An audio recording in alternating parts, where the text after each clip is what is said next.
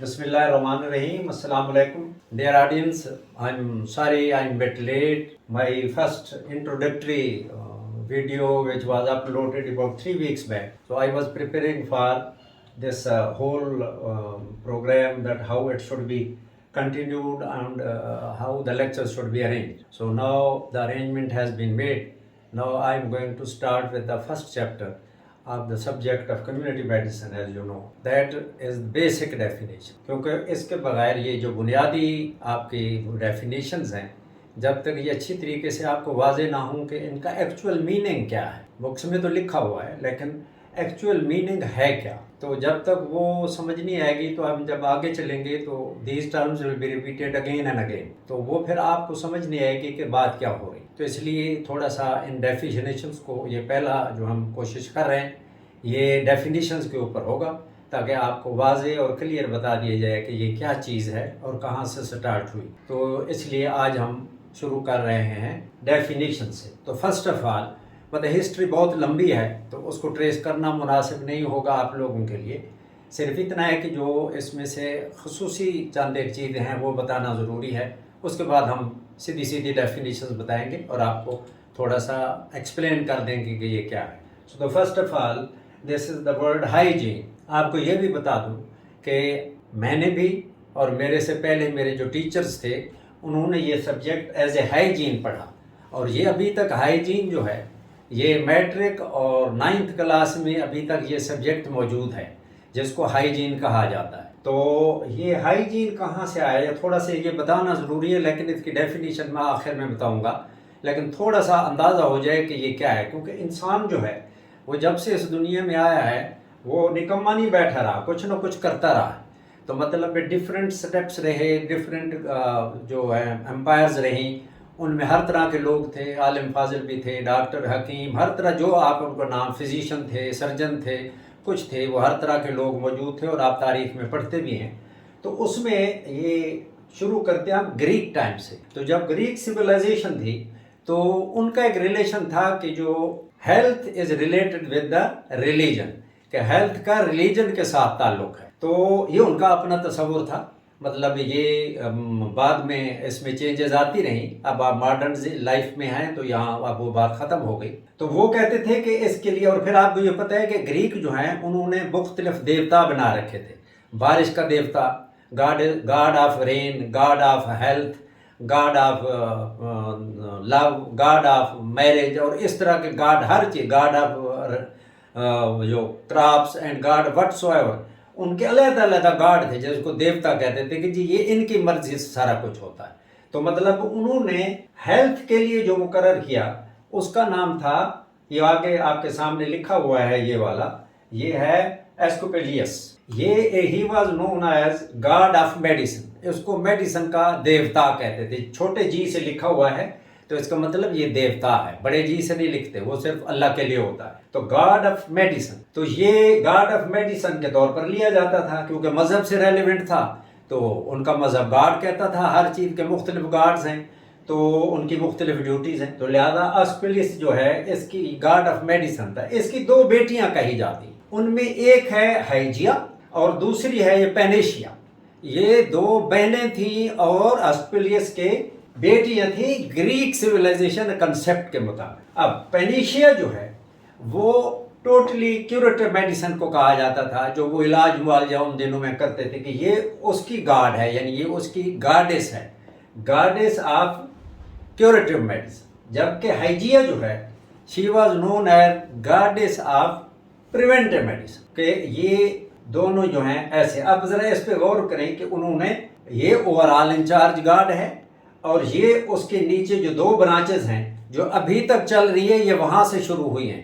Preventive medicine या उसके different words जो बाद में टर्म्स आई, अब कम्युनिटी मेडिसिन पे हम पहुँच गए हैं। तो ये प्रिवेंटिव साइड को डील करती। हाइजिया जो है उसकी देवता थी और ये पेनिशिया जो है ये क्यूरेटिव मेडिसिन की, जो आप कहते हैं, उसकी देवता थी। तो वो ये बिलीव करते थे। तो मतलब ये उनका काम था कि ये अलहदा है और ये अलहदा है। फिर उन्होंने उस वक्त ये कहते थे कि क्लीनलीनेस का कोई हेल्थ से ज़रूर ताल्लुक है, तो लिहाजा वो भी होनी चाहिए और इलाज भी होना चाहिए। अच्छा, अब आप ज़रा इस पे गौर कीजिए कि ये कंसेप्ट जो है अभी तक मौजूद है। आपको अब मैं बताऊंगा वो कैसे। वो ये है कि आपने अक्सर मेडिकल कॉलेजेस में या हेल्थ यूनिवर्सिटीज़ में या मेडिकल यूनिवर्सिटीज़ में जो ब्लेजर देखते हैं उसके ऊपर जेब के ऊपर एक इंसिग्निया लगा होता है। हर कॉलेज का अपना इंसिग्निया है और उस इंसिग्निया के अंदर बड़ी इंटरेस्टिंगली आप देखेंगे कि एक देयर इज स्टाफ, यानी दरमियान में एक स्टिक है और उसके इर्द गिर्द दो सरपेंट्स हैं जो लिपटे हुए हैं और वो आगे ऊपर जाके उनका मुंह आपस में ऐसे आमने सामने और ये नीचे उसको लिपटे हुए हैं। बाकी ये दरमियान में होगा, इर्द गिर्द हर कॉलेज का अपना डिफरेंट होता है। अब ये बुनियादी तौर पर हाइजिया और पेनिशिया को जाहिर करते हैं और ये सिंबल जो है that was used to be known as sacred symbol of Asclepius, जो गॉड ऑफ मेडिसिन है। तो ये अभी तक आप कॉलेजेस में आप देखते हैं, मेडिकल यूनिवर्सिटीज़ में देखते हैं कि ये ब्लेजर के ऊपर लगा होता है, नोटबुक्स के ऊपर लगा होता है। तो उसके दरमियान में ये दो सरपेंट्स होते हैं और वो एक स्टाफ जो है या दरमियान में एक आप कह लें कि डंडा सा जो है उसके इर्द गिर्द लिपटे होते हैं और आखिर में ऊपर जाके ऐसे आमने सामने होते हैं कि ये दोनों जो हैं ये उसको करते हैं। और आप पूरी दुनिया में, ये सिर्फ ये पाकिस्तान में ऐसे नहीं है, आप दुनिया में कहीं भी जाएंगे ये इसी तरह का इंसिग्निया आपको मिलेगा। तो इट मीन्स कि ये वो जो ग्रीक का एक कंसेप्ट था वो अभी तक भी उस फार्म में मौजूद है, लेकिन इस फार्म में मौजूद नहीं है कि जी भी कोई इसका देवता है या कोई चीज़ और है। इसके अलावा ये तो इतनी आपको बैकग्राउंड बतानी थी कि हाइजीन आई कहाँ से। तो उसके बाद ये हाइजीन को ज़्यादा रेव किस आदमी ने किया। ये एक हंगरी के डॉक्टर हैं सैमुअल वीस। ये 19th सेंचुरी में बड़ी मशहूरी हुई जब जर्म थ्योरी आई, जो उस वक्त इनिशियल फेजेस में और तकरीबन मिड में जाके। तो सैमुअल वीस जो था ये कहा करता था कि ये जो हाइजीन या क्लीनलीनेस है ये हेल्थ के लिए बहुत ज़रूरी है। तो लेकिन पहले लोग नहीं माने। जब जर्म थ्योरी आई उस वक्त तक ये आदमी जो हंगरी का आदमी था डॉक्टर साहब, और ये तकरीबन काम करता था वियना में। तो इसकी डेथ के 20 साल बाद जाके तो इसको रिकग्नाइज किया गया कि वो क्लीनलीनेस के बारे में जो बात करता था that was very much true. साफ सुथरा रहना सेहत के लिए बहुत ज़रूरी है। तो उसको उन्होंने रिकग्नाइज किया कि जी ये बहुत ज़रूरी है, लेकिन वो जब पता चला जर्म्स था। अब आप एक बात और बड़ी इंटरेस्टिंग सुन लें कि जब ये थ्योरी चल रही थी उस वक्त जर्म्स का पता नहीं था कि भाई बीमारियां जो है वो माइक्रोब से होती हैं। ये आपको पता है कि बड़ी लेट जाके पता चला। तो उस ज़माने में 2 केसेस बड़े मशहूर हुए जब अभी तक माइक्रोब्स का पता नहीं था, और वहाँ से क्लीनलीनेस का जो कंसेप्ट है या हाइजीन का कंसेप्ट है वो बहुत ज़्यादा पॉपुलर हुआ। वो क्या था? पहली बात, 2 आदमी थे। मैं मुख्तसरन आपसे बात करूंगा क्योंकि आप इतनी इसको ज़्यादा डिटेल में नहीं, मैं सिर्फ आपको एक दफ़ा ये बैकग्राउंड समझा के फिर हम ज़रा तेज़ी से आगे चलेंगे। तो वो ये है कि जॉन स्नो थे, उन्होंने यूके में कालरा की, जो बाद में पता चला वो कालरा था, एक एपिडेमिक हुई। तो उन्होंने उसको इन्वेस्टिगेट किया और उन्होंने बाद में रिजल्ट दिया कि ये पानी में खराबी है, कोई अनहाइजेनिक पानी है जिसके पीने से लोगों को ये GIT का प्रॉब्लम हुआ है, जो बाद में जाके प्रूव हुआ कि वो माइक्रोब की वजह से था, and that microbe was vibrio Kalra. तो मतलब हालांकि उस वक्त अभी तक जर्म थ्योरी नहीं थी, विब्रियो का किसी को पता नहीं था। जॉन स्नो ने ये कहा कि पानी को साफ किया जाए तो ये फिर बीमारी नहीं होगी। दूसरा एग्जाम्पल है विलियम बड है, उसने टाइफाइड का किया कि वो पानी की वजह से हुआ और अनक्लीन पानी के यूज से हुआ। अगर हम पानी की हाइजीन का ख्याल करें या इन्वायरमेंटल हाइजीन का ख्याल करें तो फिर ये बीमारी नहीं होगी। उस वक्त तक टाइफाइड बैसिलस का पता नहीं था कि टाइफाइड बैसिलस ये कोई चीज़ है या माइक्रोब है। उस वक्त यही कि आप दूसरे लफ्ज़ों में सुने कि अनहाइजीनिक पानी जो है या कंटेमिनेटेड वाटर के यूज़ की वजह से ये जो डिजीज़ है टाइफाइड, ये उसकी वजह से। तो ये 2 बड़ी फेमस एग्जाम्पल हैं। जिस ज़माने में अभी तक माइक्रोब्स का पता नहीं था, जर्म थ्योरी नहीं आई थी और अभी ये डिस्कवर नहीं हुए थे ऑर्गेनिज्म, तो वो क्लीनलीनेस से उन्होंने उनको कंट्रोल कर लिया। अब आप अगर हिस्ट्री में जाएं तो आप देखेंगे कि जो डेवलप्ड वर्ल्ड है, जिसमें ये हमारे बड़े बड़े ममालिक जो तरक्की याफ्ता हैं, उनमें ये जर्म थ्योरी से पहले उन्होंने बहुत जल्दी इन्फेक्शियस डिजीजेस को कंट्रोल कर लिया था। उसकी वजह क्या थी? वजह ये थी कि उन्होंने हाइजीन को अपना ये मजबूती से इस आइडिया को पकड़ लिया कि अपनी ये जो क्लीनलीनेस है इसका हेल्थ के साथ बहुत बड़ा ताल्लुक है। जब इस आदमी ने भी किया और फिर वो जो 2 एग्जाम्पल भी हुई तो उनकी वजह से दे वर इन ईरा ऑफ दिस क्लीनलीनेस, तो उन्होंने उस क्लीनलीनेस के ऊपर बड़ी सख्ती से अमल किया, पानी, खाने पीने की चीज़ें, हर चीज़ों के ऊपर। तो उस वजह से उन्होंने infectious disease mostly infectious disease को कंट्रोल कर लिया जो एपिडेमिक फार्म में आया करती थी और मिलियंस जो लोग हैं उनके डेथ हो जाती थी, उन्होंने कंट्रोल कर लिया, जिसको अभी तक हम भुगत रहे हैं लेकिन उन्होंने कंट्रोल कर लिया। उसकी वजह क्लीनिनेस है और ये तस्वुर वहीं से आया। और ये इसको रेज करने वाला आदमी ये सैमुअल वीज है जो वियना का हंगेरियन था लेकिन वियना में काम करता था। इसने तस्वुर दिया लेकिन इस बेचारे की बात को नहीं माना गया, लेकिन इसकी डेथ के 20 साल बाद इसको तस्लीम किया गया कि ये ठीक कहता था कि क्लीनिनेस और हेल्थ का आपस में बड़ा गहरा ताल्लुक है। तो ये जो बात है ये अभी तक इट स्टैंड्स ट्रू कि आप साफ सुथरे रहेंगे तो ये आपको बहुत ही काम की चीज़ मिलेगी। और ये जो अवेयरनेस है हाइजीन की, आप अभी भी डॉक्टर के तौर पर मरीज को ज़रूर कहते हैं कि अपने आप को साफ़ सुथरा रखा करें, नहाया करें, बाल साफ़ करें, नाखून काटा करें, मतलब ये आप मुख्तलिफ़ चीज़ें उनको बताते हैं। तो ये बुनियादी तौर पर तस्वुर वहीं से आ रहा है। तो ये बात, ये मैं थोड़ा सा आपको बैकग्राउंड बताना था कि ये हाइजीन आई कहाँ से। तो ये वहीं का ये वर्ड है और वहीं से ये घूमती आप तक पहुँची है। एंड स्टिल क्लीनलीनेस जो है वो बुनियादी तौर पर हमारे यहाँ डॉक्टर्स और तमाम मेडिकल और हेल्थ स्टाफ जो है वो जो लोगों से कांटेक्ट में आता है उनको क्लीनलीनेस के बारे में ज़रूर बताता है। तो ये थोड़ी सी हिस्ट्री आपको बताना मकसद थी। अदरवाइज इसकी डेफिनेशन बड़ी मुख्तसर सी है कि hygiene means all measures you take, all measures to take for cleanliness to maintain the health, कि किसी से आदमी को सेहत या कम्युनिटी को सेहतमंद रखने के लिए आप जितनी सफाई सुथराई की मेजर्स करते हैं या अटेम्प्ट्स करते हैं वो हाइजीन कहलाता है। अब इस हाइजीन में मुख्तलिफ 3-4 फील्ड ज़्यादा कॉमन है। एक तो है कि फूड हाइजीन है, एक है वाटर हाइजीन है, फिर है सैनिटरी हाइजीन है, फिर पर्सनल हाइजीन। तो अब इन्वायरमेंटल भी आ गई, पर्सनल ही आ गई, फूड हाइजीन भी आ गई।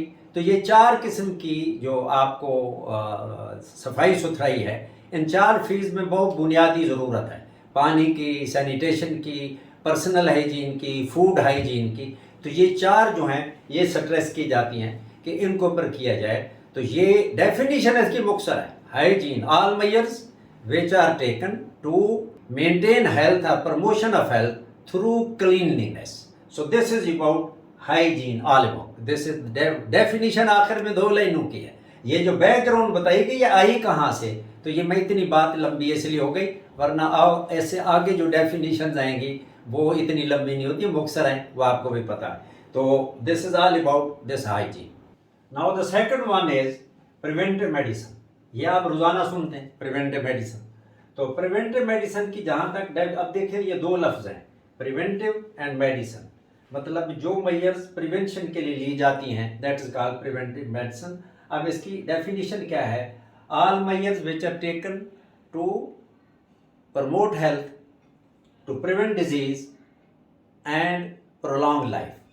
तो through different measures mean, again I am going to repeat it again. Preventive medicine is defined as all the measures which are taken to prolong life, to prevent disease and to promote health and efficiency. तो ये through different measures. अब वो measures कौन कौन से हैं, अब इसमें एक और करेक्टरिस्टिक है। आप कहेंगे कि ये डेफिनेशन जो है ये तकरीबन कम्युनिटी मेडिसिन की डेफिनेशन भी यही है। तो यहाँ मैं एक पॉइंट जो है उसको स्ट्रेस करना चाहूँ, want to stress it for all people. Preventive medicine जो है it focuses itself mainly focuses on individuals rather than masses.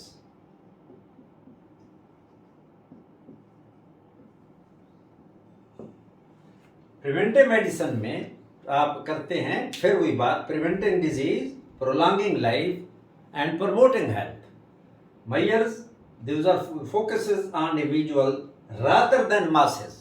ये इंडिविजुअल पे ज़्यादा मुतवज्जे होती है। और इनमें मैयर्स कौन कौन सी शामिल हैं प्रिवेंटिव मेडिसिन में? अब ये वक्त के साथ साथ सबसे पहले जो काम शुरू हुआ दैट वाज वैक्सीन्स। आपको पता है जर्म थ्योरी आई तो फिर वैक्सीन बनना शुरू हुई। सो पास्चर साहब का नाम बहुत मशहूर है। वैक्सीन्स, एंटीसीरा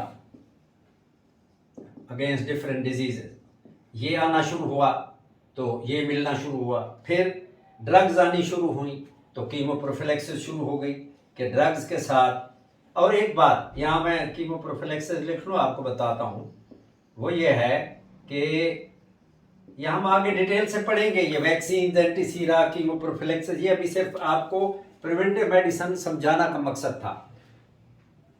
एक तो ये इंडिविजुअल पे फोकस करती है और मासेस पे कम। दूसरी बात यह है कि इसमें ट्रीटमेंट नहीं होता, इसमें सिर्फ प्रिवेंशन होती है। ये दूसरा पॉइंट है। नंबर 1 मैं यहाँ लिख देता हूँ थोड़ा सा। ये पहली बात ये लिखा हुआ है, focus on individuals rather than on masses. Second, ये प्रिवेंटिव साइड को डील करती है, क्यूरेटिव पे नहीं। तीसरी बात, हेल्दी इंडिविजुअल के ऊपर करती है, जो हेल्दी इंडिविजुअल्स हैं उनके ऊपर काम करेगी। तो ये 3 डिफरेंसेस हैं।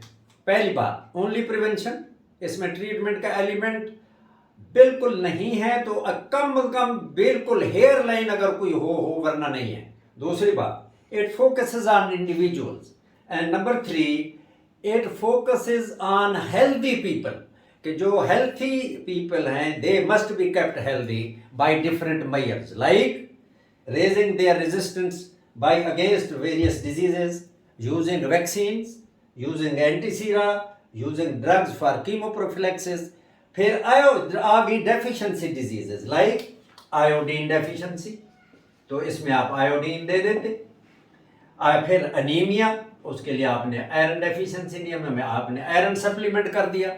तो मतलब फ्लोराइड डेफिशिएंसी, आपने वहाँ पानी में फ्लोरीन मिला दी। तो ये डिफरेंट जो मेजर्स हैं ये प्रिवेंटिव मेडिसिन में आती हैं। अब ये इंडिविजुअल जो है वो उसके ऊपर फोकस करते हैं। वैक्सीनेशन हो रही है, किसी को आयोडीन डेफिशिएंसी है तो वो आयोडाइज साल्ट ले रहा है, आयरन है तो वो आयरन जो फोर्टिफाइड शुगर ले रहा है, और विटामिन ए डेफिशिएंसी है आपके इलाके में जब भी है आप देखते हैं। तो ये प्रिवेंटिव मेडिसिन का हिस्सा है, था और है। तो ये याद रखिए, 3 मैंने फर्क आपको बता दिए। It focuses on individuals rather than on masses. Population बहुत ज़्यादा, उसके ऊपर कोई ज़्यादा तवज्जो नहीं होती इसकी। और इसमें जो फिजिशियन या आप सोशल फिजिशियन कह लें, लाइक जो कम्युनिटी मेडिसिन के लोग हैं, they interact with the individuals not with the masses. हालांकि उनकी ड्यूटी मासेस के साथ है, लेकिन इस कंसेप्ट के अंदर वो इंडिविजुअल से इंटरेक्शन में होते हैं। तो उसमें वैक्सीन यूज होती है, ये मुख्तलिफ ये मेजर्स ली जाती हैं उनके लिए। दूसरी बात, हेल्दी आदमी होगा, हम उसको हेल्दी रखना चाहते हैं। I am repeating again and again, हम हेल्दी को हेल्दी रखना चाहते हैं, सो एज ही और she should not get sick. तो ये जो है तीसरी बात ये थी, ये ट्रीटमेंट के ऊपर नहीं और सिर्फ प्रिवेंशन के ऊपर होती है। तो मासेस, ट्रीटमेंट और हेल्दी इंडिविजुअल, ये इन चीज़ों का 3 का डिफरेंस है प्रिवेंटिव मेडिसिन में। क्यों? बाज़ जगह ये इंटरचेंजेबली यूज़ की जाती है विद कम्युनिटी मेडिसिन। मैं समझता हूँ ये ठीक नहीं है। प्रिवेंटिव मेडिसिन इनिशियल फेज में आई थी जब, तो बहुत थी। जब मैं स्टूडेंट था तो मैंने प्रिवेंटिव मेडिसिन पढ़ी, मैंने कम्युनिटी मेडिसिन नहीं पढ़ी when I was in 4th year. तो मैं प्रिवेंटिव मेडिसिन की किताब थी हमारे पास, हम वही पढ़ते थे। तो लिहाजा ये 3 डिफरेंस हैं, क्योंकि अगर ये वही कुछ करती होती जो कम्युनिटी मेडिसिन करती है तो फिर उस टर्म को कायम करने की कोई ज़रूरत ही नहीं थी। तो as such preventive medicine is slightly different on 3 aspects जो अभी आपको बताया। It focuses healthy people, individuals and healthy people, और फोकस करती किसके ऊपर? इंडिविजुअल, मासेस के ऊपर नहीं। तो ये 3 डिफरेंस हैं जो इसको दौर। इसमें यूज क्या होता है? मेजर्स क्या है? वैक्सीन दे दी, एंटीसीरा दे दिया, प्रोटीन दे दी। अगर किसी को प्रोटीन डेफिशिएंसी, बच्चों में अंडर न्यूट्रिशन होती है, किसी में ये मलेरिया के लिए, प्लेग के लिए, whooping cough के लिए, मुख्तलिफ डिजीज़ के लिए कीमोप्रोफिलैक्सिस करते हैं। आयोडीन डेफिशिएंसी जहाँ endemic goitre like hilly areas. अच्छा, आयरन डेफिशिएंसी ख़वातीन में बहुत ज़्यादा होती है, तो जो चाइल्ड बेयरिंग एज लेडीज़ हैं उनको फोर्टिफाइड आप फ्लोर दे सकते हैं या उनको आयरन सप्लीमेंट दे सकते हैं। बच्चों के अंदर ये कैरीज होती है और जहाँ पानी में फ्लोरीन की डेफिशिएंसी होती है तो वहाँ पे फ्लोरीन ऐड कर देते हैं पानी के अंदर, फ्लोरिडेशन हो जाती है और रिक्वायरमेंट पूरी हो जाती है, तो उनके कैरीज जो है वो ठीक हो जाती है। This is called preventive medicine, very simple. Preventive medicine फिर डेफिनेशन में 3 चीज़ें हैं, prolonging life, promoting health and preventing disease. 3 चीज़ें हैं और ये आप उसमें याद रखिए, और ये लफ्ज़ बार बार यूज़ होते हैं।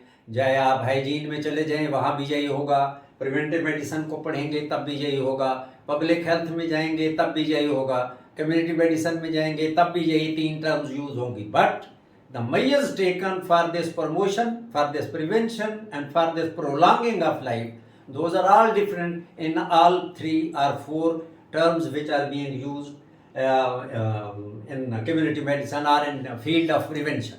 तो ये दूसरी डेफिनेशन थी अबाउट प्रिवेंटिव मेडिसिन। पहली हमने पढ़ी हाइजीन के बारे में, उसमें कोई मेडिसिन का जिक्र नहीं, किसी चीज़ का जिक्र नहीं, सिर्फ ये है कि साफ़ सुथरा रहना।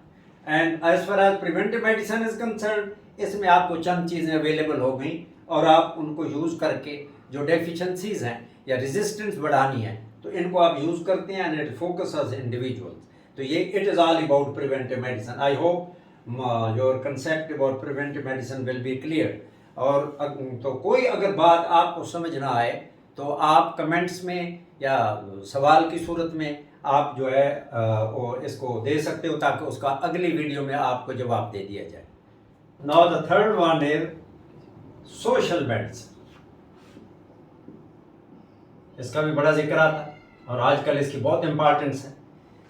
इन दिनों में जब अभी हम ये वीडियो रिकॉर्ड कर रहे हैं, अभी ये सोशल जो प्रॉब्लम है ये बड़े पाकिस्तान में इंतहा पे पहुँचे हुए हैं, जिनकी वजह से लोग बहुत डिस्टर्ब हैं।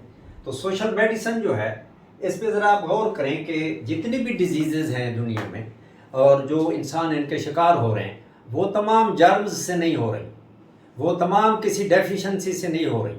मतलब वो आप देखें डिप्रेशन है, ये किसी ना तो जर्म की वजह से है ना किसी कोई डेफिशिएंसी, आयरन की डेफिशिएंसी, फ्लोरीन की डेफिशिएंसी या विटामिन ए की किसी चीज़ की डेफिशिएंसी से नहीं है। This is due to certain factor which are surrounding the person who is sick and down with depression. तो बात यह है कि इसमें आप 2 लफ्ज़ देखें, ये है सोशल मेडिसिन, मैं इसको 2 हिस्सों में तकसीम कर रहा हूँ, ये है सोसाइटी और ये है मेडिसिन। अब देखें इंसान जो है the human being is a social being, biological animal है।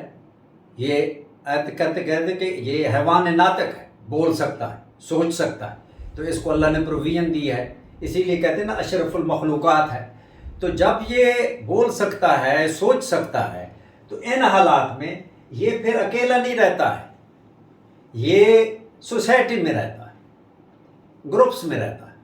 तो मतलब ये फिर जब ये ग्रुप्स में रहेगा तो इसकी अपनी इर्द गिर्द की जो इन्वायरमेंट है, सोशल मेडिसिन की जो डेफिनेशन है वो मैं आखिर में बताऊंगा, लेकिन पहले मैं समझा दूँ। सोसाइटी में बहुत सारे फैक्टर्स होते हैं जो आपकी हेल्थ को इफ़ेक्ट करते हैं। जैसे अभी आपने बताया कि डिप्रेशन है, एंजाइटी है, ये तमाम चीज़ें जो हैं ये ना तो किसी जर्म की वजह से हैं, ना किसी फूड फैक्टर की वजह से या किसी और फैक्टर की डेफिशिएंसी की वजह से हैं, वो सोसाइटी के नॉर्म्स की वजह से हैं या सोसाइटी की अबनॉर्मेलिटीज़ की वजह से। अबनॉर्मेलिटीज़ इन द सोसाइटी जिसमें वो रह रहा है, अबनॉर्मेलिटीज़ ऑफ सोसाइटीज़। अब इन अबनॉर्मेलिटीज़ में क्या है, आप ज़रा इस पर गौर करें। इनकम सबसे बड़ी चीज़ जो बैकबोन है किसी आदमी के सेहतमंद रहने के लिए, उसके पास इनकम के ज़राए नहीं है। पॉवर्टी मतलब वे भूखा है, बच्चों को बच्चे हैं वो खुद नहीं खा सकता, बच्चों को नहीं खिला सकता, तो what will be there, that will be resulting in to disease. तो वो आदमी या डिप्रेशन में जाएगा या एंग्जाइटी में जाएगा। एंड रिजल्ट इसका क्या होगा, he will go into social pathology, mean कोई जुर्म करेगा, वो चोरी करेगा, डाका मारेगा, किसी को मर्डर कर देगा। तो मतलब ये जो अबनॉर्मेलिटीज़ है सोसाइटी के अंदर, कि जो सही नॉर्म जो सोसाइटी सेट करती है, जब हम उनको बाईपास करते हैं तो फिर ये सोशल फैक्टर्स जो हैं ये अपना रोल प्ले करते हैं। ये इनइक्वालिटी है, हेल्थ की मैयत उसको अवेलेबल नहीं क्योंकि उसकी जेब में पैसे नहीं, खाने को पैसा नहीं, पढ़ाने को पैसा नहीं, रहने को जगह नहीं, पहनने को कपड़ा नहीं, ये तमाम जितनी चीज़ें हैं ये आपकी सोसाइटी का हिस्सा है, ये मेडिसिन का हिस्सा नहीं है, ये किसी जर्म की वजह से नहीं है, ये किसी डेफिशिएंसी की वजह से नहीं। अब इसमें एजुकेशन, अनपढ़ आदमी है, उस बेचारे को मौका ही नहीं मिला कभी पढ़ने का। हो सकता है वो हमारे से ज़्यादा इंटेलिजेंट होता, हमारे से ज़्यादा आगे निकल जाता अगर उसको मौके मिलते, लेकिन उसके पास मौका ही नहीं था, इंस्टीट्यूशन ही नहीं थे वहाँ जहाँ वो रहता है, क्योंकि इनइक्वालिटी है, मतलब इग्नोर्ड एरियाज़ हैं। तो अगेन ये भी एक अबनॉर्मेलिटी है जो सोसाइटी में हो रही है।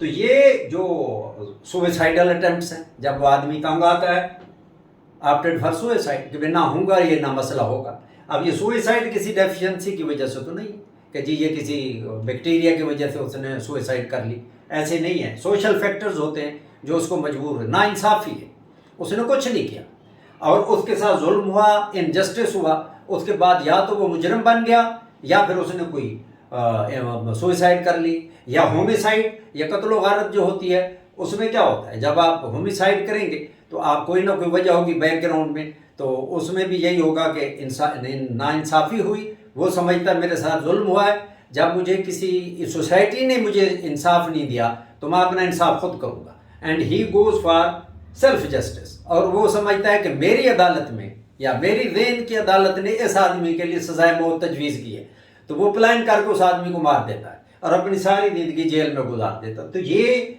सोशल मेडिसिन जो है, अगर ये सोसाइटी के नॉर्म जो हैं उनको बाईपास करके उसको डिस्टर्ब कर दिया जाए। अभी आप देखें हमारे मुल्क में क्या हो रहा है, that is only the problem of social medicine, कोई अदरवाइज प्रॉब्लम नहीं है। लोगों को पानी के पीने का पानी नहीं मिल रहा, अगेन इनइक्वालिटी।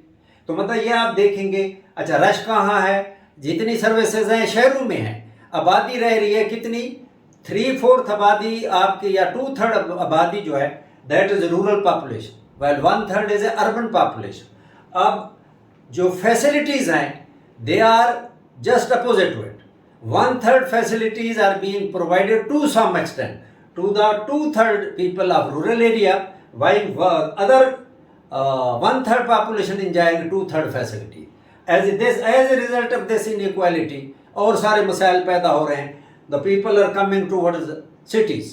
जब वो शहरों की तरफ आते हैं वहाँ डिमांड्स बढ़ जाती हैं, उनके पास इतनी इनकम नहीं होती, सबर्ब्स में रहते हैं, अंडर डेवलप्ड एरिया, शहर के इर्द गिर्द कच्ची आबादियाँ बन जाती हैं, वो बीमारियों के अमाज गए हैं तो वहाँ पे बीमारियाँ शुरू हो जाती हैं।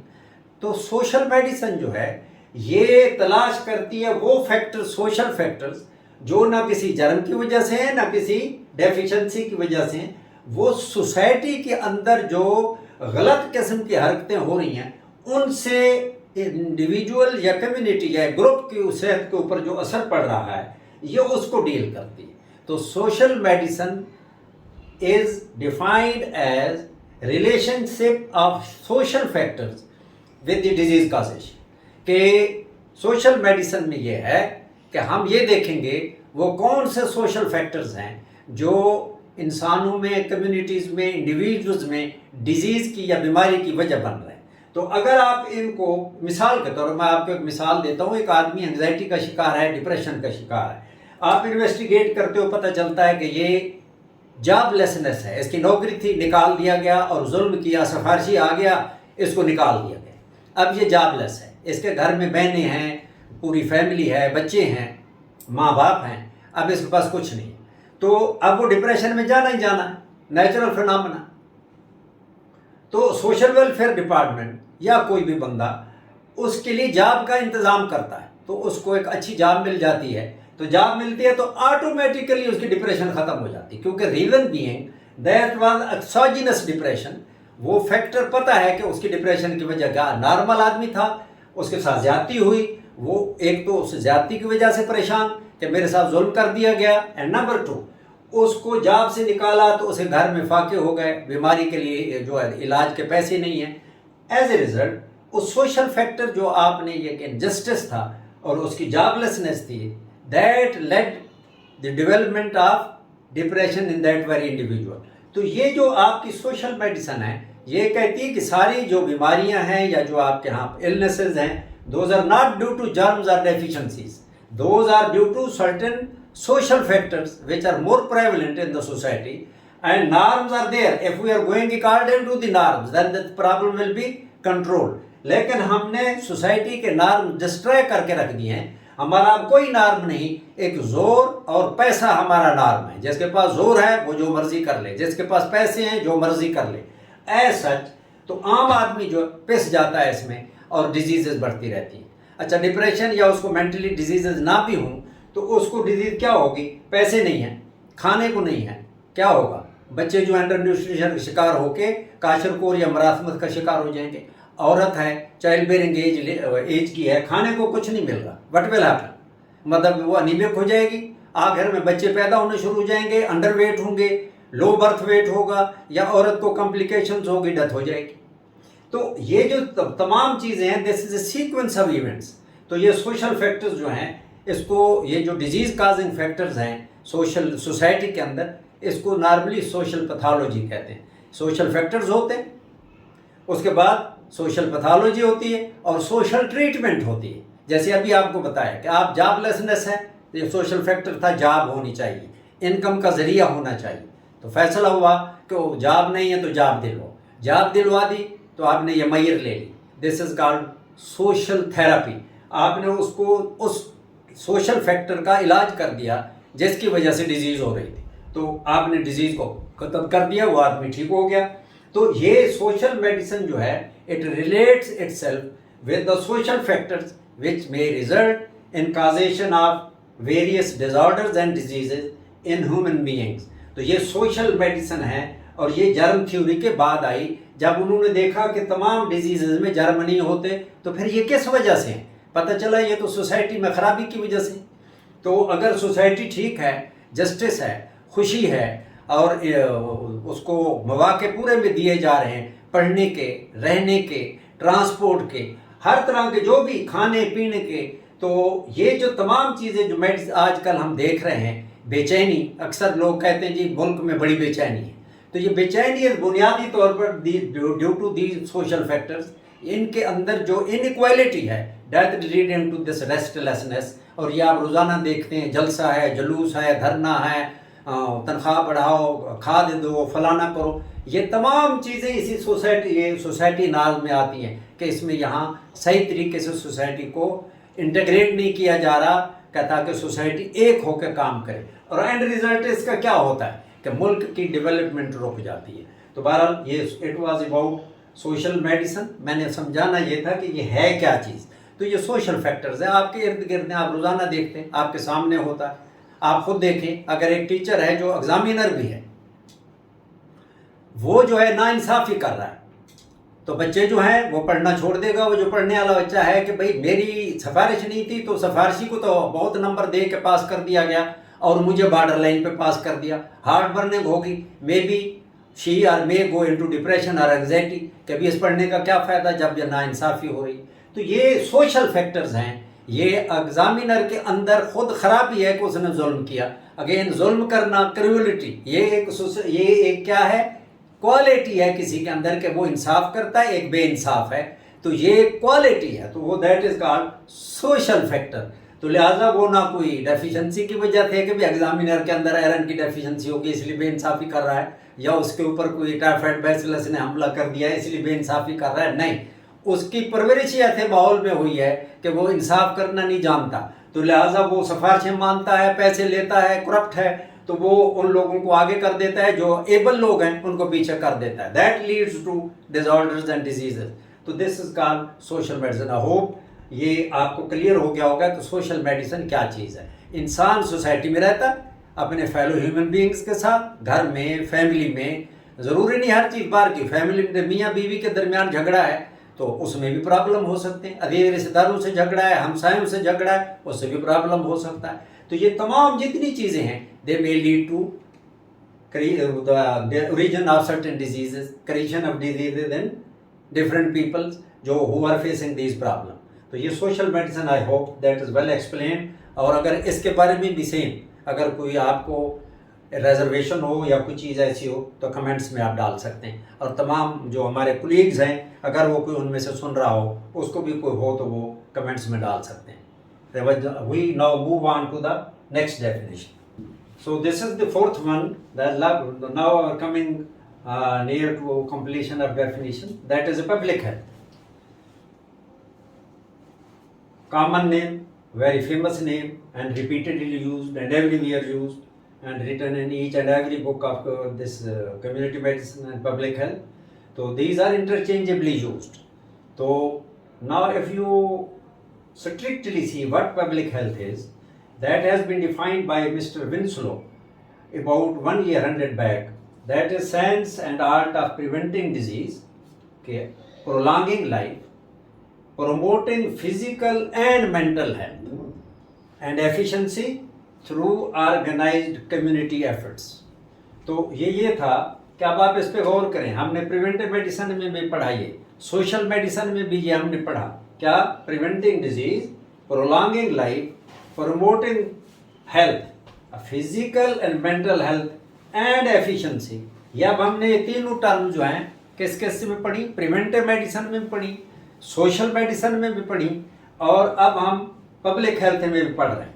तो ये with the passage of time different terms coin होती रही और उनके अंदर थोड़ी थोड़ी चेंजेस आती रही as the development continued in the field of health.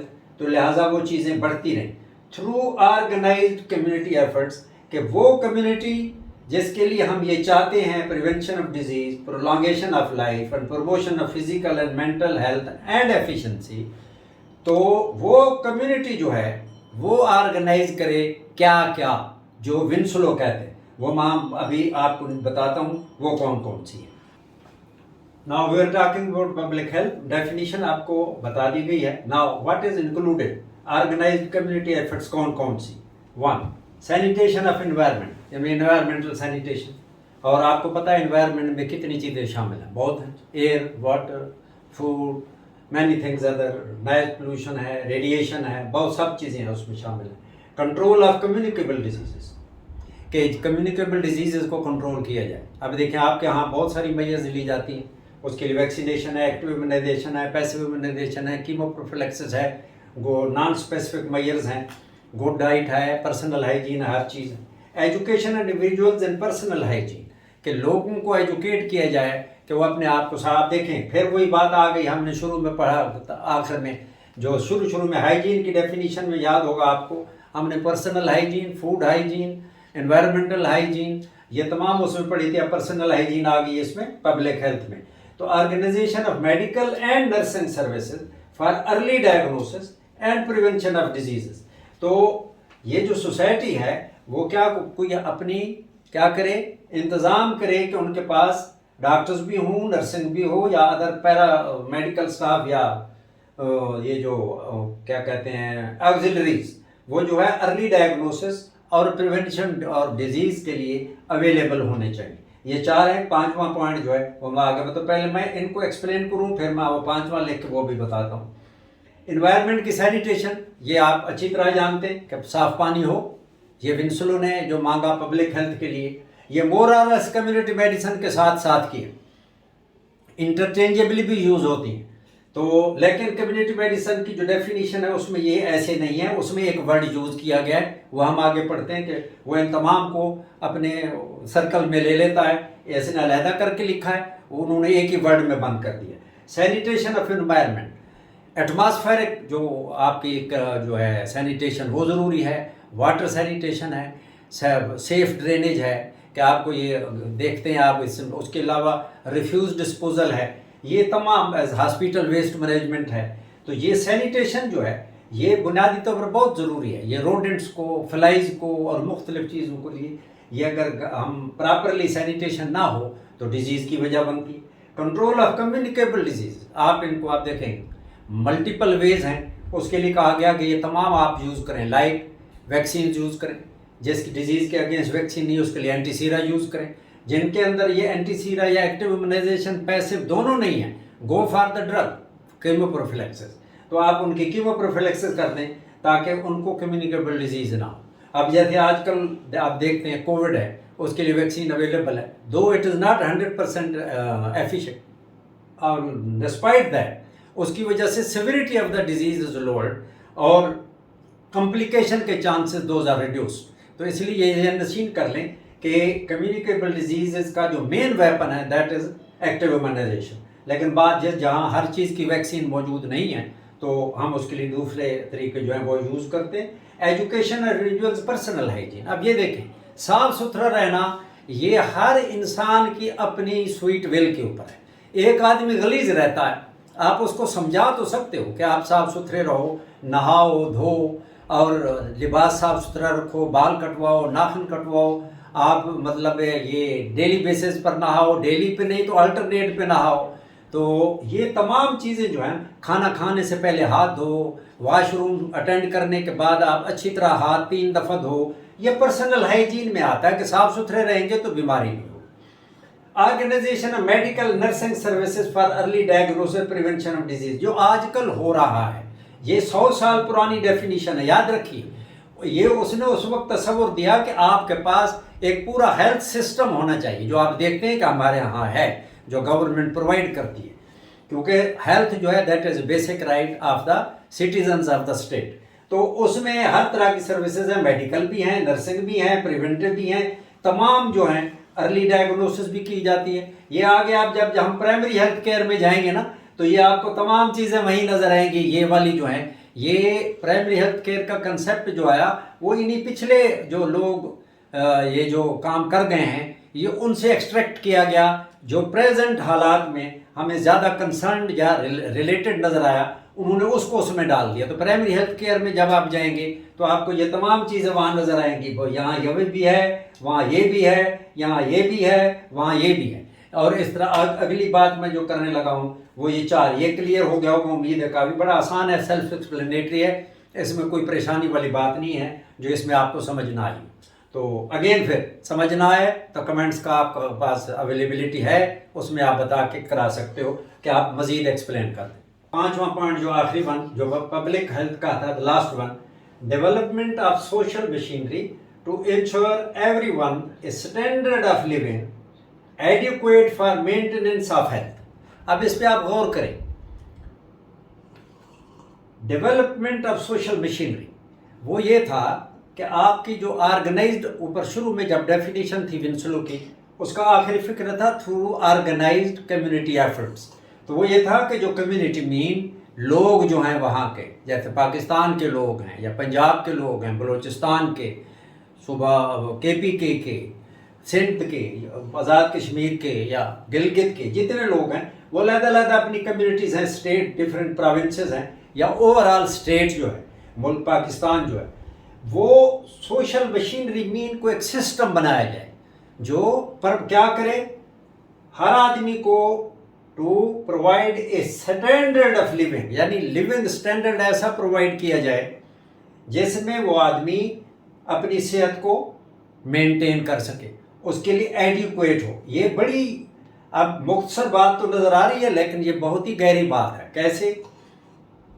इसमें है कि आपने स्टैंडर्ड लेंगे, एडुकेट एवरीवन टू इंश्योर, कि आप ये इंश्योर करें कि भाई हर आदमी को, एवरीवन, इररेस्पेक्टिव वो किस जगह से है, इररेस्पेक्टिव वो अमीर है या गरीब है, इररेस्पेक्टिव वो मेल मर्द है या औरत है, इररेस्पेक्टिव के बूढ़ा है, जवान है या बच्चा है, गरीब है, अमीर है, देहात में रहता है, शहर में रहता है, उसका मतलब ये जितनी भी इनइक्वालिटीज़ हैं, इररेस्पेक्टिव ऑफ दैट, उनको नज़र में नहीं रखना। सिर्फ आपने देखना ये यहाँ का कि जिंदा इंसान है, शहरी है, और उसका पूरा हक है कि उसको तमाम वो स्टैंडर्ड ऑफ लिविंग के लिए जो चीज़ें हैं वो प्रोवाइड की जाएं जो उसकी सेहत को अच्छा रख सकती हैं। मीन ये स्टैंडर्ड ऑफ लिविंग, फिर वही बात मैं कहूँगा आगे जाके हम पढ़ेंगे, लेकिन मैं यहाँ थोड़ा सा बता देता हूँ। स्टैंडर्ड ऑफ लिविंग में बहुत सारी चीज़ें आती। पहली बात कि वो उसका कोई जॉब हो, उसका कोई घर हो, उसके लिए कोई रोज़ी का ज़रिया हो, उसके लिए हेल्थ के लिए उसके लिए हेल्थ आउटलेट मौजूद हो, एजुकेशन उसकी और बच्चों की एजुकेशन के लिए कोई इंस्टीट्यूशंस हों, इलाज के लिए इंतज़ाम हो, उस ट्रांसपोर्ट का इंतज़ाम हो, सैनिटेशन का इंतज़ाम हो, वाटर सप्लाई का इंतज़ाम, ये तमाम जितनी ह्यूमन रिक्वायरमेंट्स हैं, ये सोशल मशीनरी मीन गवर्नमेंट की तरफ से जो भी एक सिस्टम बनेगा, ये उसका काम है कि उनको प्रोवाइड करे। ये हम प्राइमरी हेल्थ केयर में जाएंगे, फिर वहाँ ये डिटेल बताएगा कि ये तमाम। अभी देखें, इसमें बहुत सारी बातें हैं जो डॉक्टर्स नहीं कर सकते। अब साफ पानी पहुँचाना डॉक्टर्स के बस की बात नहीं।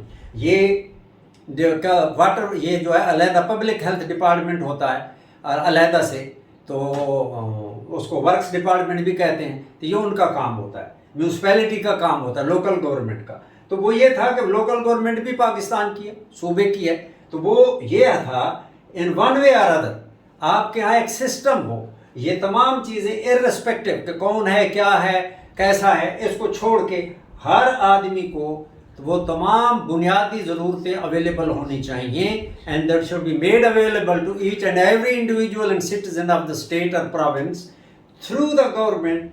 और वो कहते हैं लोकल हो, सेंट्रल हो या प्रोविंशियल हो, जो उसको सेहतमंद रखने के लिए ज़रूरी है, तो ये प्रोवाइड की जाए। ये था असल में क्रक जो है इसका, जो पहली चार चीज़ें थी या विंसलो की जो डेफिनेशन थी।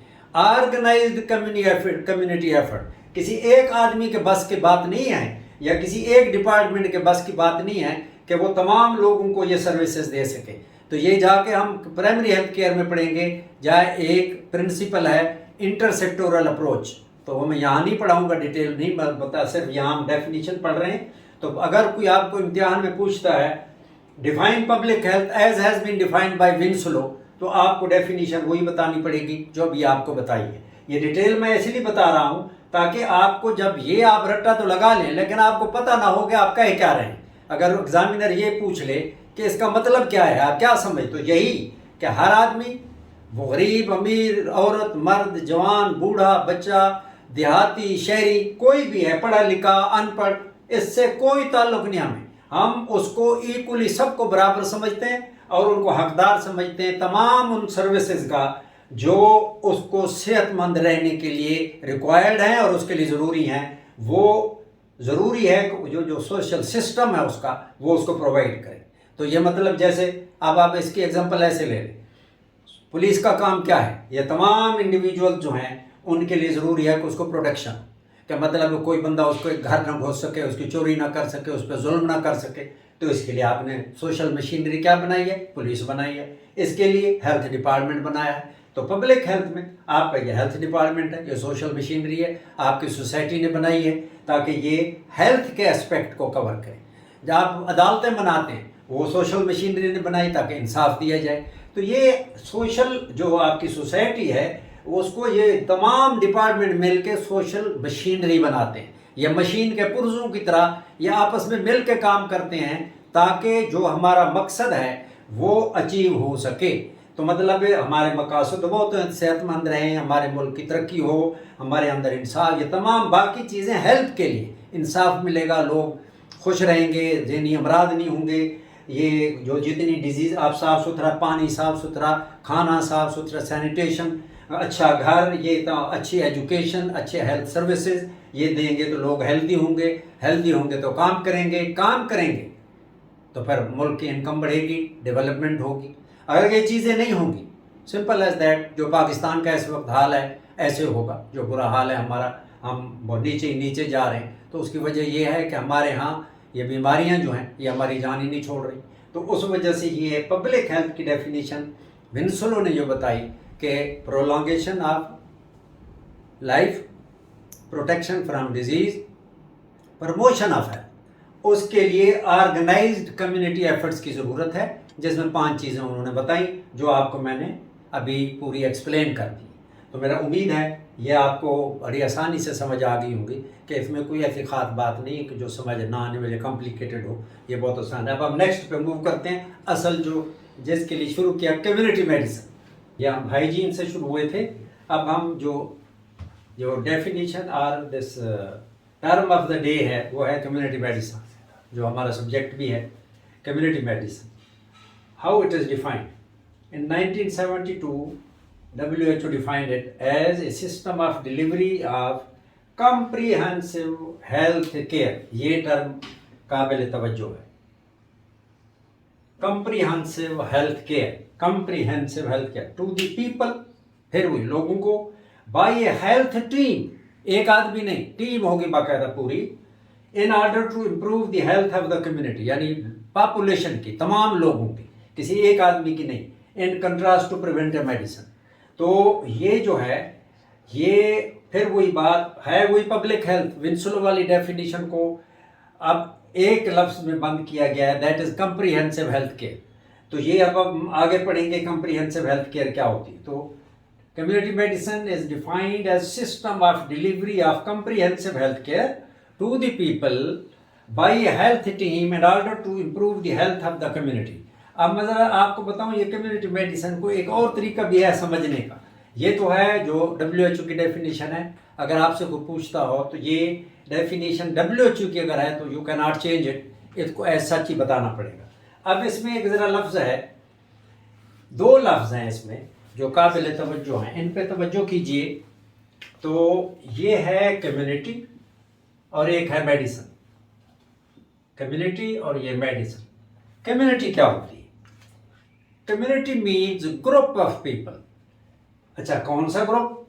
हु आर लिविंग टुगेदर, यानी किसी एट ए प्लेस, किसी एक जगह पे लोग रह रहे हैं और काफ़ी अरसे से रह रहे हैं.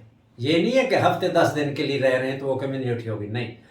काफ़ी अरसे से रह रहे हैं, उनके कुछ नॉर्म्स हैं, उस इलाके का कोई कल्चर है, वहाँ के कुछ ट्रेडिशंस हैं, वो वहाँ ज़्यादा अरसे से रहते हैं, एक दूसरे के साथ कॉमन इंटरेस्ट शो करते हैं, उनके कुछ अपने तरीक़ेकार हैं जिसके साथ वो ग्रुप्स या वो लोग वहाँ अपनी वैसे ज़िंदगी गुजारते हैं. इसको कम्युनिटी कहते हैं. अब अगर आप बड़े शहर में जाएंगे तो कम्युनिटी कहाँ होगी? मोहल्ला, ब्लॉक, टाउन. जैसे आप मतलब किसी जगह जाएं, मुख्तलिफ जगहों पर है, कहीं मॉडल टाउन है, कहीं पे सैटेलाइट टाउन है, कहीं पे कुछ है, कहीं ये टाउन्स में आप जाएंगे तो ये कम्युनिटी कहलाएगी. अब आप देहात में जाएंगे तो वहाँ पे विलेज होगा. मतलब एक विलेज है, चक है, जैसे कहते हैं जी चक है, तो विलेज जो है वो कम्युनिटी होगी. उन लोगों का अपना तरीक़ाकार ज़िंदगी गुजारने का. लाइक मैं कहता हूँ कि वो शुरू में एक कल्चर था कि जी जो डिलीवरी करानी है वो वहाँ की जो दाई चल रही है ट्रेडिशनली मुद्दतों से, उससे डिलीवरी कराएंगे. अब ये उनका वहाँ का अपनी एक ट्रेडिशन थी या उनका अपना एक बिलीव था कि ये काबिल है, ये कर सकती है. तो कम्युनिटी जो है फिर वही बात, ग्रुप है जो कुछ अरसे से इकट्ठे रहता है, उनके इंटरेस्ट्स कॉमन हैं और उनके कुछ ट्रेडिशंस हैं, उनका ख़ास कल्चर है जिसमें वो रहते हैं. इसको कम्युनिटी कहते हैं. शहर में ये टाउन्स की सूरत में होते हैं या महल्लों की सूरत में होते हैं.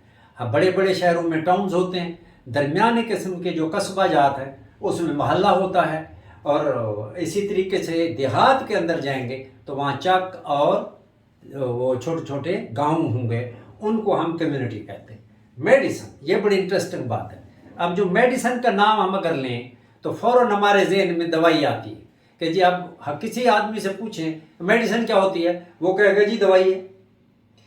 बिल्कुल ठीक कह रहा है, मेडिसिन दवाई है. और मेडिसिन बुनियादी तौर पर मीनिंग उसके दवाई के नहीं हैं. ड्रग जो है वो दवाई होती है. ये देखें मैं यहाँ लिख रहा हूँ ड्रग, वो इस मेडिसिन का हिस्सा है. Drug medicine. आपने शुरू में वो जो ग्रीक थे उसमें हमने पढ़ा ना, पेनिशिया जो है वो किसका है? मेडिसिन का है, वो देवता. और दूसरा प्रिवेंटिव साइड का है. तो मेडिसिन में ड्रग जो है वो कौन यूज करता है? वो फिजिशियन यूज करता है, वो सर्जन यूज करता है, वो दूसरे हमारे क्लिनिशियन यूज करते हैं. तो मेडिसिन ड्रग हो गई. अब देखें और क्या चीज मेडिसिन में शामिल है. आप ये ड्रग जो है ये इंडिविजुअल यूज करता है, ये इंडिविजुअल यूज करता है जब वो बीमार होता है. तो ये ड्रग उसके लिए है, बीमार आदमी के लिए. अब मेडिसिन में एक और क्या चीज शामिल है, वो है एनीमेयर which is taken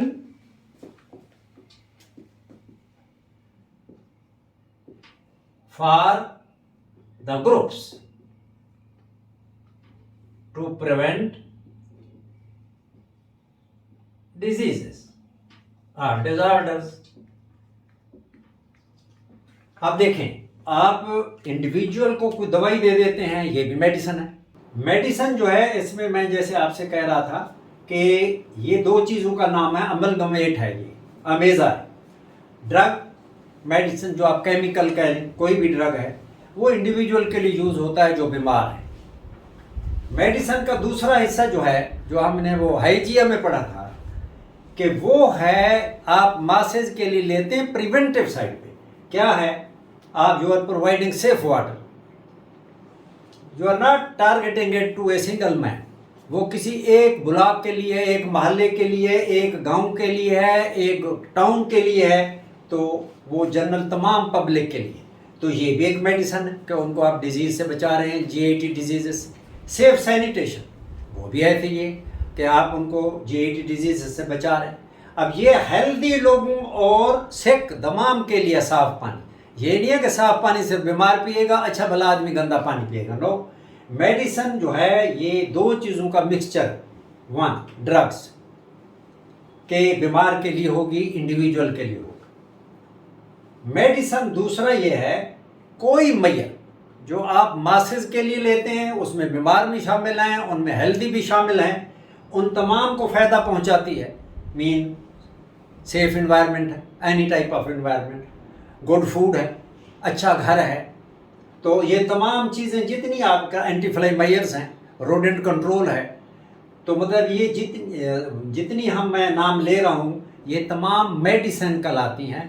ये हम ग्रुप्स के लिए करते हैं, मासेस के लिए करते हैं। जबकि ये ड्रग जो है, जो केमिकल है, ये केमिकल होता है, सिंपल सी बात। तो केमिकल या ड्रग, तो ये इंडिविजुअल के लिए जो सिक होता है उसके लिए यूज होता है। जबकि ये बाकी तमाम मेजर्स जो हम हेल्थफुल लिविंग के लिए लेते हैं, those are for both diseased and healthy, तमाम के लिए होती है और मासिद के लिए होती है। सब लोग इसको इंजॉय करते हैं, वो किसी खास पे पाबंदी नहीं होती कि ये करें। जबकि ड्रग एक आदमी लेगा जो बीमार है, सेहतमंद आदमी दवाई नहीं लेगा। तो कम्युनिटी में जब आप ये मेजर्स, ये वाली जो मैं जिस पे मैंने हाथ रखा हुआ है, ये आप इस ग्रुप के लिए लेते हैं, मोहल्ले के लिए, गली के लिए, विलेज के लिए, टाउन के लिए, ये उस वक्त ये बन जाती है कम्युनिटी मेडिसिन। जब आप अब इसको मुख्तसर ऐसे समझें, any measure taken to improve the health of groups or masses is called community medicine। आप कोई ऐसा काम करते हैं कि जो मासेज के लिए, वो इर्रेस्पेक्टिव वो कौन है, क्या करते हैं, किस मज़हब से ताल्लुक़ है, और वो कितनी कमाते हैं, क्या कमाते हैं, अमीर गरीब सबको वो फ़ायदा पहुंचा रही हैं, वो सर्विसेज जो हैं, वो कम्युनिटी मेडिसिन कहलाती है। Community medicine, medicine use for community, medicine use for population, medicine use for groups, medicine use for क्या कहते हैं आप इसको, मासेस। तो ये तमाम जितनी जो हैं ये चीज़ें कम्युनिटी मेडिसिन कहलाती। सिंपल मेडिसिन में आप खाली आपके जहन में फ़ौरन आता है कि दवाई, मेडिसिन, ये ड्रग ना, ड्रग भी शामिल है। आप कीमोप्रोफिलैक्सिस में देते हैं, जब आदमी बीमार होता है उस वक्त देते हैं, लेकिन इंडिविजुअल को देते हैं। लेकिन ये पानी जब देते हैं, सैनिटेशन जब देते हैं, एंटी रोडेंट मेजर्स लेते हैं, एंटी फ्लाई मेजर्स लेते हैं, आप डेफिशिएंसी डिजीजेस के लिए फोर्टिफाइड आयरन देते हैं, फोर्टिफाइड शुगर देते हैं, सप्लीमेंट्स देते हैं, ये तमाम मतलब जो होते हैं ये मासेस के लिए होते हैं। तो लिहाजा आप इंडिविजुअल और मासेस की जो सर्विसेज हैं उनको मिलाते हैं तो वो होती फॉर ग्रुप्स के लिए। तो ये मिल के कम्युनिटी मेडिसिन, अगर आप इसको आसानी से समझना चाहें, कोई मैयर एनीवन जो मासेस के फायदे के लिए हो, सेहत के लिहाज से, हम उसको कम्युनिटी मेडिसिन कहते हैं। सिंपल एज दैट, कि कोई मैयर आपने ली और वो सब इक्वली लोगों को फ़ायदा पहुंचा रही है, उस इलाके के रहने वालों को, दैट इज़ कम्युनिटी मेडिसिन। आपने पानी दिया, तमाम लोगों को साफ पानी मिल रहा है, तमाम लोगों के लिए, this is a community medicine. अगर कोई बीमार हो गया, उसको डॉक्टर देख के दवाई दे रहा है, that is a community medicine. और अगर किसी को खाना नहीं मिल रहा, आप प्रॉपरली उसको खाना पहुँचा रहे हैं, कम्युनिटी मेडिसिन। तो मतलब कहीं डेफिशिएंसी है आयरन की, आप वहाँ आयरन सप्लीमेंट्स दे रहे हैं, कम्युनिटी मेडिसिन। तो मतलब वो ये है कि ये मैयत जो हैं ये इंडिविजुअल्स के लिए नहीं है, ये पूरे ग्रुप्स या मासेस के लिए। तो अब ये है कि ये कैसे मिलेंगी, उसके लिए एक सिस्टम होगा जो प्रोवाइड करेगा comprehensive health care. Comprehensive mean जामे, मजमुआ, to the people by health team. एक आदमी का काम नहीं, ये तमाम मजमुआ सप्लाई कर सके। तो लिहाजा वो हेल्थ टीम होगी जो लोगों की सेहत बेहतर रखने के लिए ये सर्विसेज प्रोवाइड करेगी। तो this is called community medicine. I hope ये बात वादे होगी आपको कि भाई कम्युनिटी मेडिसिन क्या चीज़ है और मेडिसिन किसको लेते हैं कम्युनिटी मेडिसिन में। मेडिसिन जब आप पढ़ रहे होंगे वो कुछ और तरीके से शायद बताया जाए आपको, लेकिन जिस वक्त कम्युनिटी मेडिसिन पढ़ रहे हो तो याद रखिए कम्युनिटी मेडिसिन में मेडिसिन को दो मीनिंग दिए जाते हैं। ड्रग्स के भी, केमिकल जो यूज़ होता है ट्रीटमेंट के लिए, या ये जो एंटीसेप्टिक यूज़ होता है, या ये जो बाकी चीज़ें यूज़ होती, वैक्सीन यूज़ होती हैं में कम्युनिटी मेडिसिन में, ये भी केमिकल्स हैं, तो वो भी यहाँ यूज़ होते हैं। तो लेकिन वो तो मासेस के लिए होते हैं, किसी एक आदमी के लिए नहीं होते। कोविड वैक्सीन तमाम लोगों के लिए थी। इम्यूनाइजेशन जो ईपीआई में हो रही है तमाम बच्चों के लिए, वो किसी ये नहीं है कि ये चौधरी साहब के बच्चे को लगेगी, गरीब आदमी के बच्चे को नहीं लगेगी, सबको लगेगी। तो ये तमाम लोगों के लिए होती है। तो इसको ये जो तमाम सर्विसेज हैं अब ये आ जाती है इस टर्म के अंदर, कम्युनिटी हेल्थ केयर। अब जो कहते हैं ये आपने पढ़ा था organised machinery, organised community efforts through a social machinery. तो वो ये कहता है कि ये तमाम services, comprehensive health services by a health team के लोगों की एक ग्रुप है जो प्रोफेशनल्स हैं, जो यही काम करते हैं, तो वो ये सर्विसेज प्रोवाइड करेंगे। This is called community medicine. I repeat once again, in 1972 as has been defined by WHO, community medicine is a system of delivery of comprehensive health care to the people by a health team in order to improve the health of the community। याद रखिए, देखें community के लिए है, individual के लिए नहीं है। Now we are going to detail of this comprehensive health care। comprehensive health care, अब हमने ये कम्युनिटी मेडिसिन की डेफिनेशन में पढ़ा था। Provision of comprehensive health care mean जामे किस्म की सर्विसेज, मीन मजमुआ, इकट्ठे। कैसे, कौन कौन सी सर्विसेज? ये ऐसे है जैसे गुलदस्ता होता है, बुके आप नहीं खरीदते किसी को देने के लिए, उसमें गुलाब का फूल भी होता है, चमेली भी होती है, मुख्तलिफ आप तरह के, मुख्तलिफ कलर के, मुख्तलिफ जो आप फ्लेवर के, ये जो आप फूल लेते हो, बुके लेके जाके किसी को देते हो, ये इस तरीके से है कि इसमें प्रमोटिव सर्विसेज भी हैं और इसमें प्रिवेंटिव सर्विसेज भी हैं, इसमें क्यूरेटिव सर्विसेज भी। आप देखें ये क्यूरेटिव आ गया, पब्लिक हेल्थ भी यही कहता था, कम्युनिटी मेडिसिन भी यही कह रही। रिहेबिलिटेटिव सर्विसेज भी हैं, ये आप जानते हैं, रिहेबिलिटेटिव सर्विस या आगे हम पढ़ेंगे इंशाल्लाह। तो प्रमोटिव सर्विसेज हैं, प्रिवेंटिव सर्विसेज हैं, क्यूरेटिव सर्विसेज हैं, रिहेबिलिटेटिव सर्विसेज। ये चार किस्म की सर्विसेज का मजमुआ है। तो it is like a bunch of flowers, mean ये एक गुलदस्ते की तरह है जिसमें प्रमोटिव सर्विसेज भी हैं, उसमें मुख्तलिफ फूल होते हैं, इसमें भी ऐसे आप फूल समझ लें। प्रिवेंटिव सर्विसेज हैं, क्यूरेटिव सर्विसेज हैं, रिहेबिलिटेटिव सर्विसेज हैं। किसी को प्रमोशन चाहिए, यानी उसको आपने हेल्थ मैयर्स देनी है उसकी सेहत अच्छी रखने के लिए, प्रिवेंटिव सर्विसेज हैं। अब ये देखें, अगर इस पर आप गौर करेंगे, या आपको प्राइमरी हेल्थ केयर जो आप ज़रा जाएँ तो आखिर में जब हम PHC पढ़ेंगे तो ये तमाम अभी जो हम अब तक डिस्कस कर चुके हैं वो आपको उसमें जाके इकट्ठा नज़र आ जाएगा। Promotive services, preventive services, curative services, rehabilitative services, जो all type of services mean जो किसी की हेल्थ के लिए ज़रूरी हैं। पहले आदमी जो है ना उसकी हेल्थ आप अच्छी रखने के लिए उसको प्रमोट करते हैं, अच्छा खाना देते हैं, एक्सरसाइज कराते हैं, वक्त पे सुलाते हैं, सिगरेट नहीं पीने देते, आप एजुकेट करते हो ना पियो, ड्रिंक नहीं करने देते, आप उसको कहते हो कि अपनी बावल हैबिट्स जो हैं उसके लिए आप चला फिरा करो, एक्सरसाइज किया करो, ये जो और आप अपने जहन को रिलैक्स रखो और इसके ऊपर ज़्यादा चीज़ों पे के ऊपर ज़्यादा सोचते नहीं, टेंशन नहीं लेनी चाहिए। तो प्रमोटिव सर्विसेज आप ले। प्रिवेंटिव, जो वैक्सीन अवेलेबल है और उसके लिए ज़रूरी है एज वाइज, उसके मुताबिक वो लगवाते हैं आप उसको, टू मेक हिम सेफ और resistant against various infectious disease, curative. खुदा न खास्ता इसके बावजूद प्रमोटिव सर्विसेज और प्रिवेंटिव सर्विसेज के बावजूद इफ समवन गोज सिक तो उसकी क्योरेटिव ट्रीटमेंट, आप उसकी अर्ली से अर्ली डायग्नोसिस करके ट्रीट कराते हैं। अगर खुदा न खास्ता ये ट्रीटमेंट का वो भी सिलसिला निकल जाए और वो कोई आदमी माजूर हो जाए तो आप उसको रिहेबिलिटेट करते हो, मीन उसके लिए सोशल वेलफेयर डिपार्टमेंट के साथ मिलके उसकी डिसेबिलिटी के मुताबिक जो चीज़ उसको चाहिए उसके मुताबिक उसकी जॉब का इंतज़ाम करते हो, ताकि वो सोसाइटी के ऊपर या कम्युनिटी के ऊपर ऐसे बोझ ना बने। सो वो और उसकी जो सेल्फ एस्टीम है वो भी इंजर ना हो, तो वो किसी का मोहताज ना हो, वो सेल्फ डिपेंडेंट हो।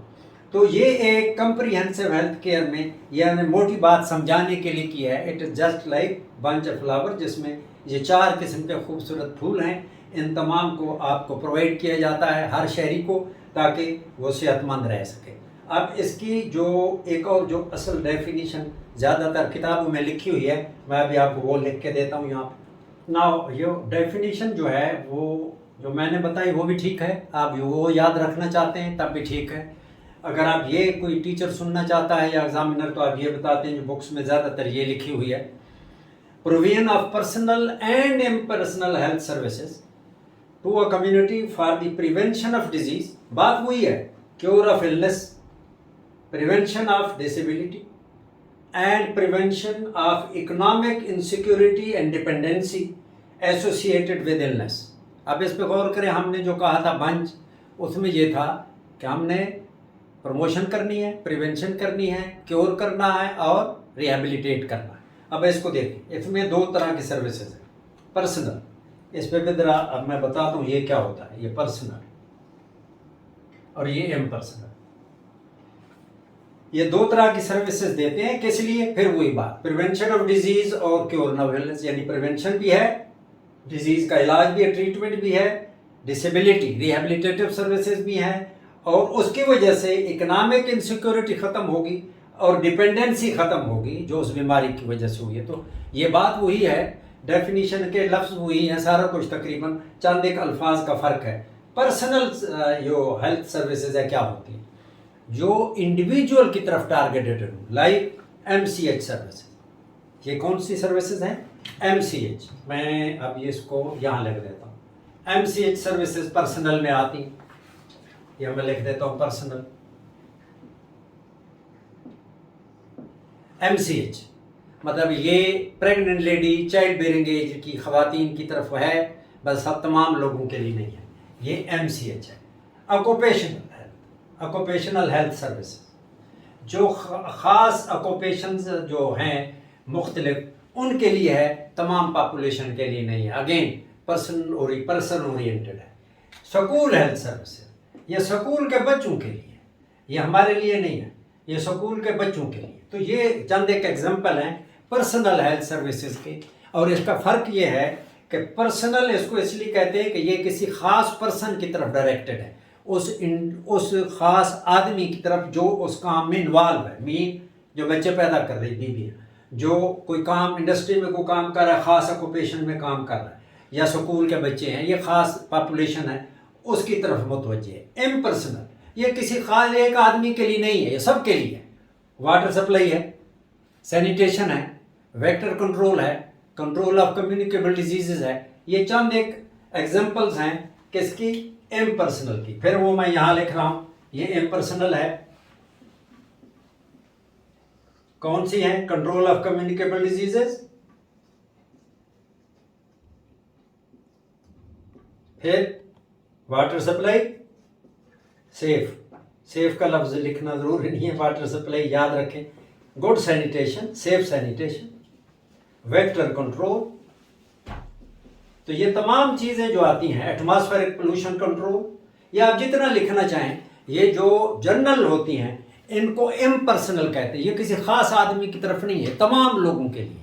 जबकि ये पर्सनल जो है ये उसके लिए। आप इनको तमाम को मिलाएं तो डेफिनेशन वही जाती है कि आप पर्सनल और इम्पर्सनल को मिला लें तो कम्प्रीहेंसिव हो जाएगा, मजमुआ हो जाएगा, जामे होगा कि भाई सब इकट्ठे हैं और इसको तमाम लोगों को, अब इसको और इसको मिला लें तो वो कम्प्रिहेंसिव हेल्थ केयर बन जाएगी कि वो तमाम सर्विसेज जिसमें प्रिवेंशन भी है, प्रमोशन भी है, ट्रीटमेंट भी है और रिहेबिलिटेशन भी है। तो this is called comprehensive health care कि भाई मजमूआ तमाम चीज़ें इकट्ठे, तो मतलब ये इकट्ठे सर्विसेज मिलती हैं। अब आप हॉस्पिटल्स में जाएं तो आपको वहाँ प्रमोटिव भी मिलेंगी, प्रिवेंटिव भी मिलेंगी, क्यूरेटिव भी मिलेंगी, रिहेबिलिटेटिव मिलेंगी। तो ये अब इस वक्त जो कम्युनिटी मेडिसिन में ये सर्विसेज मिल रही हैं, कम्युनिटी मेडिसिन ये काम कर रही है, ये जो अभी कम्प्रिहेंसिव हेल्थ केयर की सूरत में आपके सामने है। आई होप ये कम्प्रिहेंसिव हेल्थ केयर की डेफिनेशन जो है you must have understood it. तो ये जो है इसके कोई ज़्यादा मुश्किल काम नहीं, सिंपल बात है। यहाँ मैं इतनी दफ़ा रिपीट कर चुका हूँ ये 4 लव, प्रिवेंशन, प्रमोशन, क्यूरेटिव और रिहेबिलिटेशन, कि अब आपको तो ये पूरी तरह याद हो गया होगा। तो हम थोड़ा सा अब आगे चलते हैं। Now this is the basic health services. ये ज़रा आपने कम सुनी होगी ये जो टर्म है बेसिक हेल्थ सर्विसेज। अब देखिए ये बेसिक, अब ये है टर्म जितनी भी हैं आपके हेल्थ में या मेडिकल फील्ड में, ये सेल्फ एक्सप्लेनेटरी होती है अगर थोड़ी सी तवज्जो कर ली जाए।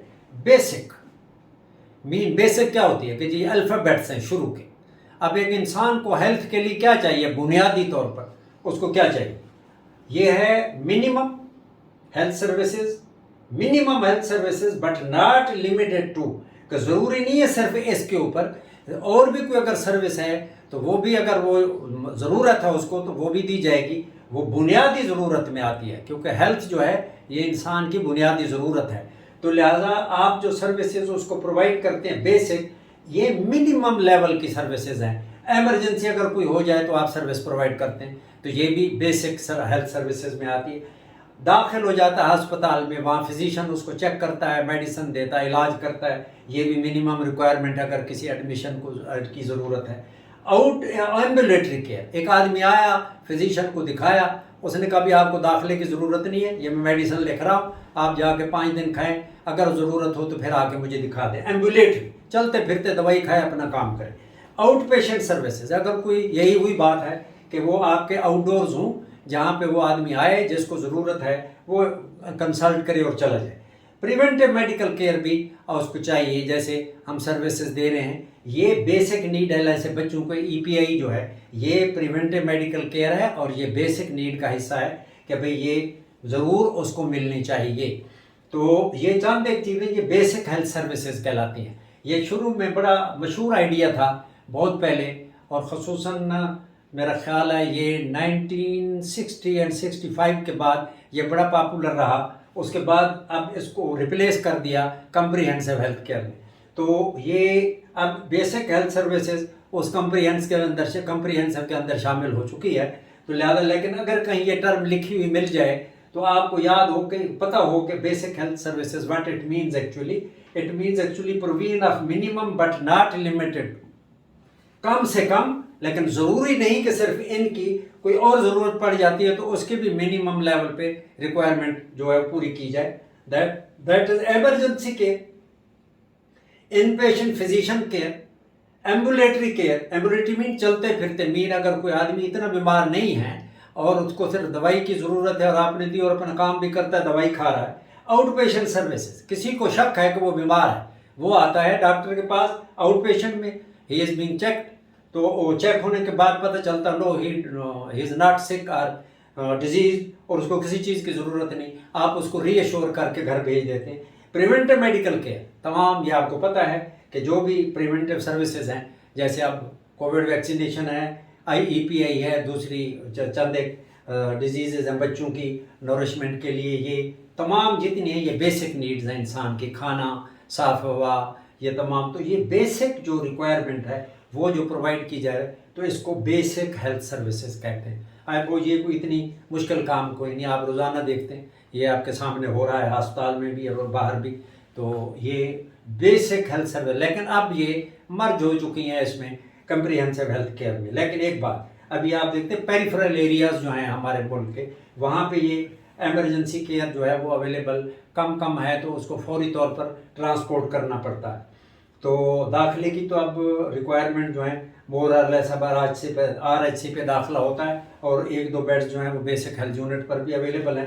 एम्बुलेटरी केयर बहुत है, आउट पेशेंट भी है, प्रिवेंटिव सर्विसेज भी जारी हैं। तो ये चंद एक थोड़ा बहुत प्रॉब्लम है कंप्रीहेंसिव में, लेकिन फिर भी जो जितना हो पा रहा है, रिसोर्सेज इतने कम हैं कि जितना भी हो रहा है गवर्नमेंट कोशिश करती है वो मिल रहे हैं। तो ये this is called basic health services. Now another term which is needed to be defined, that is social hygiene. Hygiene तो है, सोशल हाइजीन, अब ये लफ्ज़ बड़ा इंटरेस्टिंग है, इस पर गौर करें। हाइजीन तो आप समझते हैं कि क्या, सफाई, क्लीनलीनेस। सोशल, ये सोशल सफाई क्या होती है? सोशल सफाई ये है कि किसी चीज़ में मिलावट ना की जाए, तो एडल्ट्रेशन होती है या दो नंबरी जिसको आप कहते हो वो नहीं होनी चाहिए।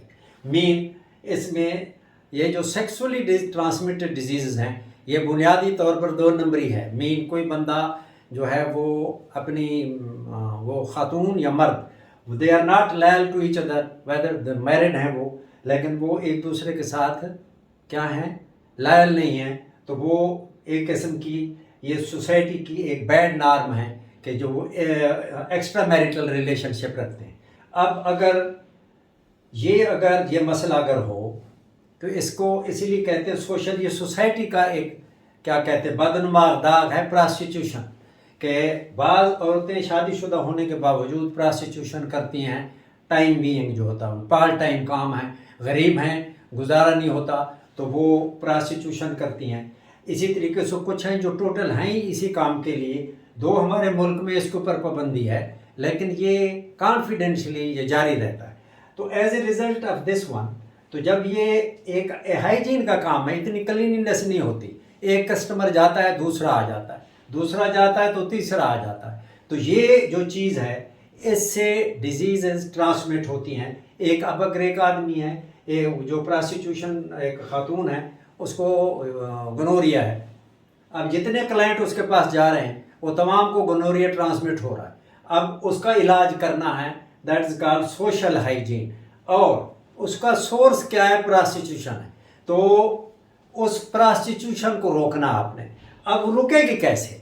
हवा में तो नहीं रोक सकती, मैं किसी को कह दूँ है प्रोस्टिट्यूशन बंद कर दो तो है प्रोस्टिट्यूशन बंद हो जाएगी, ऐसे नहीं है। आपको रिहेबिलिटेट करना होगा उनको। आपने जो सोशल रीज़न है बिहाइंड प्रोस्टिट्यूशन, मीन गुर्बत है या किसी के ऊपर प्रेशर है, ज़बरदस्ती कराई जा रही है किसी से, तो आपने उनको रिहेबिलिटेट करना है, उनको सोशली किसी जगह एडजस्ट करना है ताकि उनको प्रोस्टिट्यूशन की ज़रूरत ना रहे।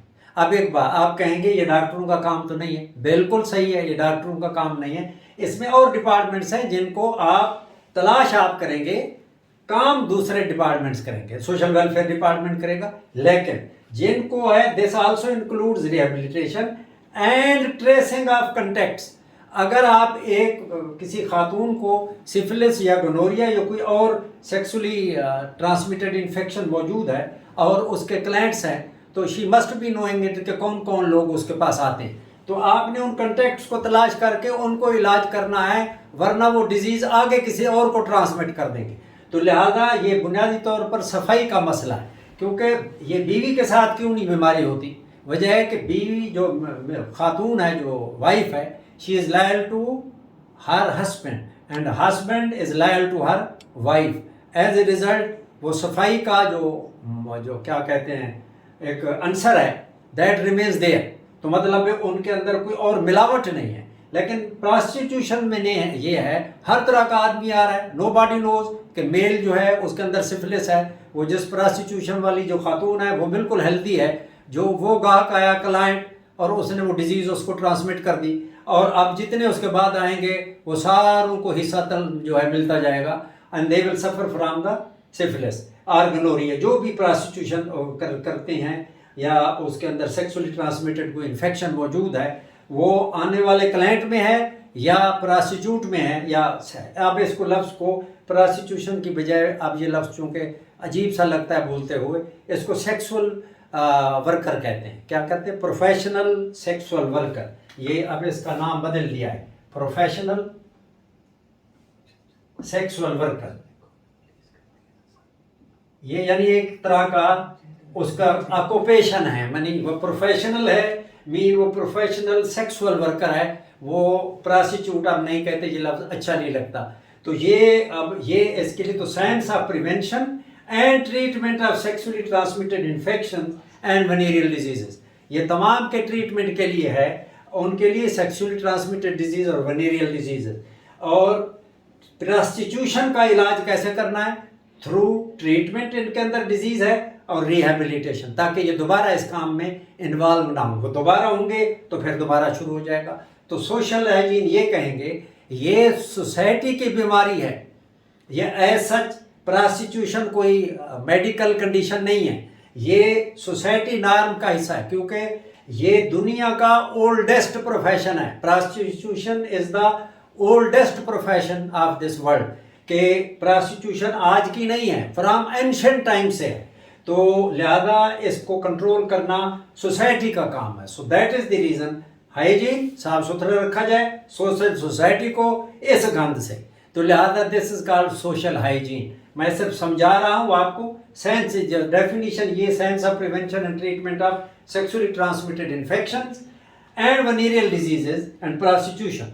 और इसमें एक और चीज़ भी इन्वॉल्व है, that is the rehabilitation and tracing of contacts, क्योंकि यहाँ से होके जो आदमी आगे जाएंगे वो आगे जाके ये स्प्रेड करेंगे, ट्रांसमिट करेंगे। तो लिहाजा उसके कंटेक्ट्स तलाश करें और उनका इलाज टेस्ट करें, अगर वो पॉजिटिव हैं उनका इलाज किया जाए। This is called social hygiene.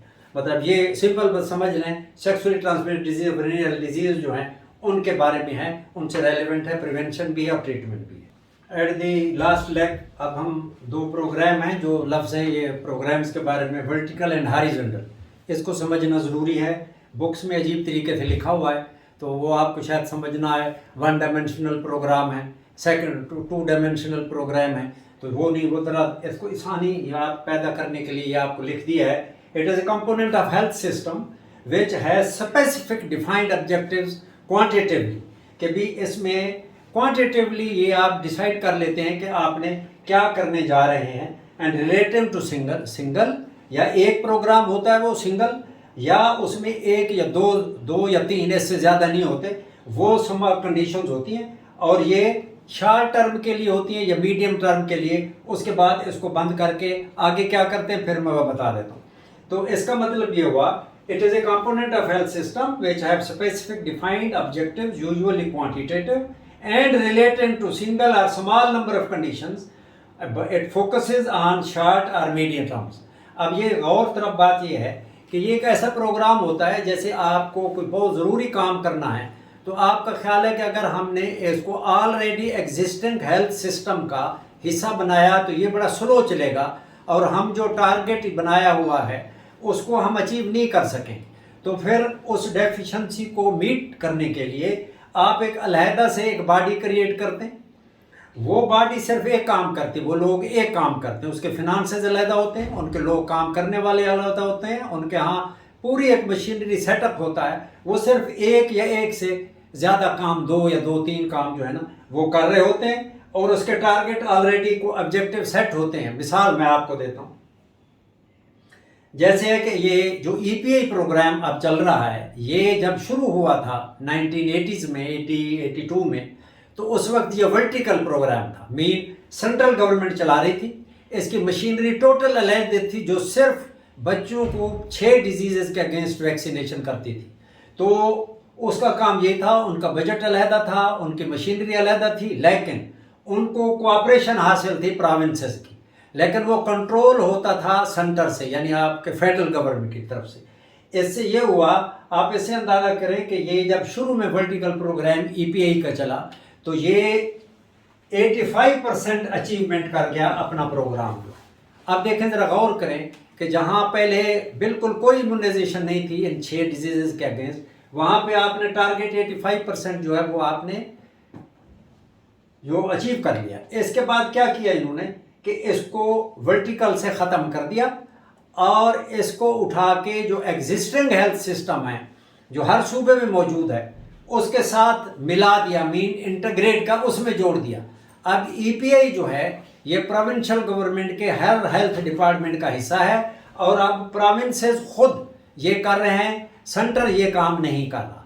तो सेंटर सिर्फ वैक्सीन मंगवाता है, बाज़ औक़ात प्रोविंस खुद भी मंगवाते हैं, लेकिन ये अब काम, ये जो पहले वर्टिकल था अब ये शामिल हो गया किसमें, जो एग्जिस्टिंग हमारा हेल्थ सिस्टम है, अब ये अकेला नहीं रहा, जहाँ बाकी काम हो रहे हैं वहाँ ये भी उन्हीं में शामिल हो गया है। तो लिहाजा ये अब इंटीग्रेट होके हॉरिजेंटल प्रोग्राम बन गया। अब वो मैं आगे बताता हूँ। अब इस वक्त वर्टिकल प्रोग्राम आपको समझ आ गया कि सिंगल या एक से दो का भी बता देता हूँ। ये तो ईपीआई का था। अब देखें, आप पोलियो इरेडिकेशन प्रोग्राम चला रहे हैं, पोलियो इरेडिकेशन, इसके साथ एक और काम भी साथ कर रहे हैं आप। इसमें तो आप बच्चों को ओरल पोलियो वैक्सीन दे रहे हैं, साथ में आप विटामिन ए कैप्सूल्स भी आप बच्चों को दे रहे हैं। तो ये अब दो काम हो गए कि विटामिन ए की डेफिशिएंसी भी आप वर्टिकली डील कर रहे हैं और ये पोलियो वैक्सीन की भी कर रहे हैं। तो ये एक से ज्यादा हो गई। अब ये दो हैं या मैक्सिमम 3 हो सकते हैं, इससे ज्यादा नहीं, फिर वो जंबल हो जाता काम। तो वर्टिकल बॉडी प्रोग्राम एक अलहदा स्पेसिफिक एजेंडे पर होती है, खास फाइनेंसेस मिले होते हैं, अलहदा से लोग उसमें रिक्रूट होते हैं, ट्रेंड होते हैं, वो सिर्फ वही काम करते हैं जिसके लिए उनको रिक्रूट किया जाता है, और एक खास टारगेट होता है और एक खास मुद्दत के लिए होता है, जिसमें लिखता है ना शॉर्ट एंड मीडियम टर्म। तो ये हमेशा के लिए नहीं होता कि हमेशा के लिए वर्टिकल रहेगा, तो वो एक खास अरसे के लिए होता है और उसका एक टारगेट होता है। उस टारगेट को जब आप अचीव कर लेते हैं तो फिर इस प्रोग्राम को उठा के वर्टिकल से आप आगे जो ऑलरेडी आपका हेल्थ सिस्टम चल रहा है उसका हिस्सा बना देते हैं। तो वो वर्टिकल प्रोग्राम फिर नहीं रहता, वो हॉरिजॉन्टल प्रोग्राम बन जाता। इस वक्त जो चंद एक है, मैं एग्जांपल आपको, एक तो ये दी थी पोलियो की, एक है हेपेटाइटिस कंट्रोल प्रोग्राम, ये अब आपके यहाँ चल रहा है, ये वर्टिकल प्रोग्राम है। ब्लाइंडनेस कंट्रोल प्रोग्राम, ये भी वर्टिकल प्रोग्राम है। तो ये चंद एक एग्जांपल्स हैं। तो ये रिसेंट पास्ट में एड्स कंट्रोल प्रोग्राम भी वर्टिकल प्रोग्राम था, अब इसको इंटीग्रेट कर दिया गया, वो भी इसमें था। अब उसको जो अचीव कर लिया उन्होंने टारगेट, तो उन्होंने अब ये सुबह को और उनका जो एग्जिस्टिंग हेल्थ सिस्टम है उसमें शामिल कर दिया है कि it is no more required कि उसके लिए अलहदा बॉडी हो, अलहदा फिनांसेस हो और वो काम करे अलहदा। लिहाजा जो ऑलरेडी एग्जिस्टिंग सिस्टम है उसको उन्होंने हैंड ओवर कर दिया पूरा प्रोग्राम। तो वो अब AIDS control programme horizontal programme बन गया। तो ये आपको मेरा ख्याल वर्टिकल प्रोग्राम समझ आए होगी। एक काम या एक से ज़्यादा, ये दो काम, और अलहदा एजेंसी काम करेगी, अलहदा बजट होगा और उसका एक टारगेट होगा और एक ख़ास मुद्दत के लिए होगा। This is called vertical programme. तो मतलब ये मेरा ख्याल वादे हो गया होगा आपको, ऐसे और कोई ऐसा मुश्किल काम इसमें नहीं। ये जो आपका प्रिवेंटिव प्रमोटिव, ये अभी हमने मैं बात की कम्प्रिहेंसिव हेल्थ केयर की, कि वो एक हेल्थ सिस्टम एग्जिस्ट करता है हर सूबे में या हर स्टेट में। बाज़ जगहों पे स्टेट कहते हैं, बाज़ जगह पे प्रोविंस कहते हैं। वहाँ उनका अपना हेल्थ सिस्टम है जहाँ पे मल्टीपल सर्विसेज है, प्रमोटिव हैं, प्रिवेंटिव हैं, रिहेबिलिटेटिव हैं, क्यूरेटिव हैं। ये तमाम जो है वो एग्जिस्टिंग सिस्टम जो उसको हॉरिजॉन्टल प्रोग्राम कहते हैं। क्यों? उसमें मल्टीपल चीज़ें हो रही हैं, मल्टीपल एक्टिविटीज़ हो रही हैं, इन कंट्रास्ट टू वर्टिकल जहाँ पे सिर्फ एक या एक दो सर्विसेज जो हैं वो दी जाती हैं। इसमें बंडल है पूरा, जैसे आपको कम्प्रिहेंसिव हेल्थ केयर बता, हर तरह की सर्विसेज अवेलेबल हैं हॉरिजॉन्टल प्रोग्राम में। अब आप प्रोविंशियल हेल्थ डिपार्टमेंट चले जाएं तो आपको हर तरह की सर्विसेज अवेलेबल हैं। आउट पेशेंट है, एमरजेंसी है, सर्जरी है, पता नहीं क्या क्या है, जितनी सर्विसेज हैं आपको प्रिवेंटिव भी अवेलेबल हैं, क्यूरेटिव भी अवेलेबल हैं, रिहेबिलिटेटिव सर्विसेज भी अवेलेबल हैं। ये तमाम हॉरिजॉन्टल कहलाती हैं। और वर्टिकल प्रोग्राम जब अपना टारगेट अचीव कर लेता है तो वो हॉरिजॉन्टल प्रोग्राम बन जाता है। उसको स्टेट जो है, सेंटर जो है, वफाक जो है, वो उसको हैंड ओवर कर देता स्टेट्स को या प्रोविंस को कि भाई अब आप ये आप ले लो, हमने टारगेट जो था वो अचीव कर लिया है, अब जो आगे वाले आने वाले दिन हैं उनमें ये काम आपका अपना सिस्टम करेगा, आप इसको अपने सिस्टम में ऐड हो। मिसाल के तौर पर पहले अगर 12 प्रोग्राम चल रहे हैं, यानी 12 काम हो रहे हैं किसी स्टेट या पंजाब में, तो आपने एक वर्टिकल प्रोग्राम एड्स वाला जो था वो आपने वर्टिकल से ख़त्म करके इसमें शामिल कर दिया +1, अब यानी 13 काम हो रहे हैं प्रोविंशियल गवर्नमेंट ने। तो ये अब जो एड्स वर्टिकल था अब वो इसमें शामिल होकर इंटीग्रेट हो गया, यानी मर्ज हो गया। जब इसमें मर्ज हुआ तो वो 13 प्रोग्राम हो गए। अब ये यानी 13 काम हो गए जो प्रोविंशियल हेल्थ डिपार्टमेंट कर रहा है। तो इस तरीके से मुख्तलिफ टाइम में वर्टिकल प्रोग्राम जो हैं वो जब अपनी ऑब्जेक्टिव अचीव कर लेते हैं तो फिर उनको एग्जिस्टिंग हेल्थ सिस्टम जो है आपका, जो हेल्थ का प्रोविंसेस में, ये उसको हैंड ओवर कर दिया जाता है कि जब हमारी तरफ से जो हमारा काम था मुकम्मल हो गया, now you carry on with this job, और उसको आप अपने एग्जिस्टिंग सिस्टम का पार्ट बना लीजिए ताकि आपको जहाँ जहाँ ज़रूरत पड़े वहाँ इसको आप प्रोवाइड करें। क्योंकि असल हमने जो ज़्यादातर पॉपुलेशन है उसको सर्विसेज प्रोवाइड कर दी गई हैं थ्रू वर्टिकल प्रोग्राम। तो फिर ये इंटीग्रेट होता है जब आपके एग्जिस्टिंग सिस्टम में, और वो अलहदा से जो काम हो रहा था वो बंद हो जाता है। तो ये जो ऑलरेडी एग्जिस्टिंग है वो हॉरिजॉन्टल प्रोग्राम कहलाता है। इसमें कोई नई चीज़ नहीं, जो है इस वक्त पंजाब गवर्नमेंट जो कुछ हेल्थ के मैदान में कर रही है दैट इज़ हॉरिजॉन्टल प्रोग्राम। जितने जितने काम कर रही है वो हॉरिजॉन्टल प्रोग्राम है। और vertical programme when target is achieved it is merged into existing health system of the provinces and it becomes a horizontal program। ये कोई ऐसी इसमें रॉकेट साइंस नहीं है, सिंपल बात। आपको एक काम जिम्मे लगाया, आपने मुकम्मल कर दिया, उस काम को ख़त्म आपसे लेके वो किसी और जो एक ऑलरेडी वो लोग हेल्थ के और बहुत सारे काम कर रहे हैं उनको दे दिया भी, ये हमने जो टारगेट था 85% अचीव कर लिया, बाकी 15% रहते हैं, इनको आप अपने प्रोग्राम के ज़रिए कवर कर लें। तो वो जो आपका सिस्टम तो हर जगह है, तमाम जगहों पे हेल्थ आउटलेट्स मौजूद हैं, BHU हैं, RHCs हैं, तहसील हेडक्वार्टर डिस्ट्रिक्ट है, टीचिंग, तो आप वहाँ उस ज़रिए से पूरा कर लें। तो हमें हॉरिजॉन्टल पे ऊपर मज़ीद बजट और लोगों को रिक्रूट करने की ज़्यादा ज़रूरत नहीं है। इसको आप हॉरिजॉन्टल प्रोग्राम या आपका जो एग्जिस्टिंग सिस्टम है उसका हिस्सा बना लें। This is called horizontal programme. Now horizontal programme जो आपको बता दिया क्या होता है। जनरल हेल्थ सिस्टम जो आपका है, providing promotive, preventive, curative and rehabilitative services, ये जो लोगों को दे रहे हैं, ये सर्विसेज दे रहे हैं, ये हॉरिजॉन्टल प्रोग्राम है। जो प्रोविंस चला रहे हैं उनका आगे सेटअप है, नीचे डिस्ट्रिक्ट्स हैं, टीचिंग इंस्टीट्यूशंस हैं, आपके यहाँ डिस्पेंसरीज हैं, BHUs हैं, RHCs हैं, वो तमाम ये अपने लेवल पे काम कर रहे हैं। अब ये इसमें और हॉरिजॉन्टल प्रोग्राम और वर्टिकल प्रोग्राम में फ़र्क क्या है? ये परमानेंट सिस्टम है, ये ख़त्म नहीं होगा। क्या बेहतर तो होगा लेकिन इस सिस्टम को आप ख़त्म नहीं करते, क्योंकि इसके बगैर गुजारा ही नहीं है। आप लोग कहाँ से इलाज कराएंगे, कहाँ से लोग आप प्रिवेंशन कराएंगे, कहाँ से प्रमोटिव सर्विसेज मिलेंगी, कहाँ से रिहेबिलिटेटिव सर्विसेज मिलेंगी। तो लिहाजा ये लॉन्ग टर्म होता है, परमानेंट होता है और ये तमाम प्रॉब्लम्स को एड्रेस करता है। हम वो वर्टिकल को अगर आप देखें लॉन्ग टर्म नहीं होता, शॉर्ट टर्म या मीडियम टर्म होता है, ख़त्म हो जाता है, परमानेंट नहीं होता। ये परमानेंट होता है, वो टेम्परेरी होता है। जब एक टारगेट अचीव हो जाएगा, ख़त्म हो के इसका हिस्सा बन जाएगा, परमानेंट हो जाएगा। ऑल प्रॉब्लम्स, वो एक प्रॉब्लम या दो प्रॉब्लम को डील करता है, जबकि हॉरिजॉन्टल जो है वो तमाम जितने प्रॉब्लम्स हैं उन तमाम को एड्रेस करता है। तो ये तीन फ़र्क है उसमें कि वर्टिकल और हॉरिजॉन्टल में। ये जनरल हेल्थ सिस्टम को समझ लें, दिस इज हॉरिजॉन्टल प्रोग्राम। और जब ये लॉन्ग टर्म वो शॉर्ट टर्म या मीडियम टर्म, परमानेंट वो शॉर्ट टर्म के लिए होता है और वो टेम्परेरी होता है। जबकि ये तमाम प्रॉब्लम्स को डील करता है, वो किसी एक या दो प्रॉब्लम्स को डील करता है वर्टिकल। तो वर्टिकल बाद में हॉरिजॉन्टल का हिस्सा हो जाता है। So this is all about vertical and horizontal program. तो I hope you must have understood since I started this video। so अगर इसमें किसी किस्म की any ambiguity or any question relating to these videos or these topics, वो आप अपने comments में सवाल कर सकते हैं, या अगर उसमें कोई आप करेक्शन या कोई ऐसी आप समझते हैं जो इसमें डेफिशिएंसी है वो पॉइंट आउट कर सकते हैं।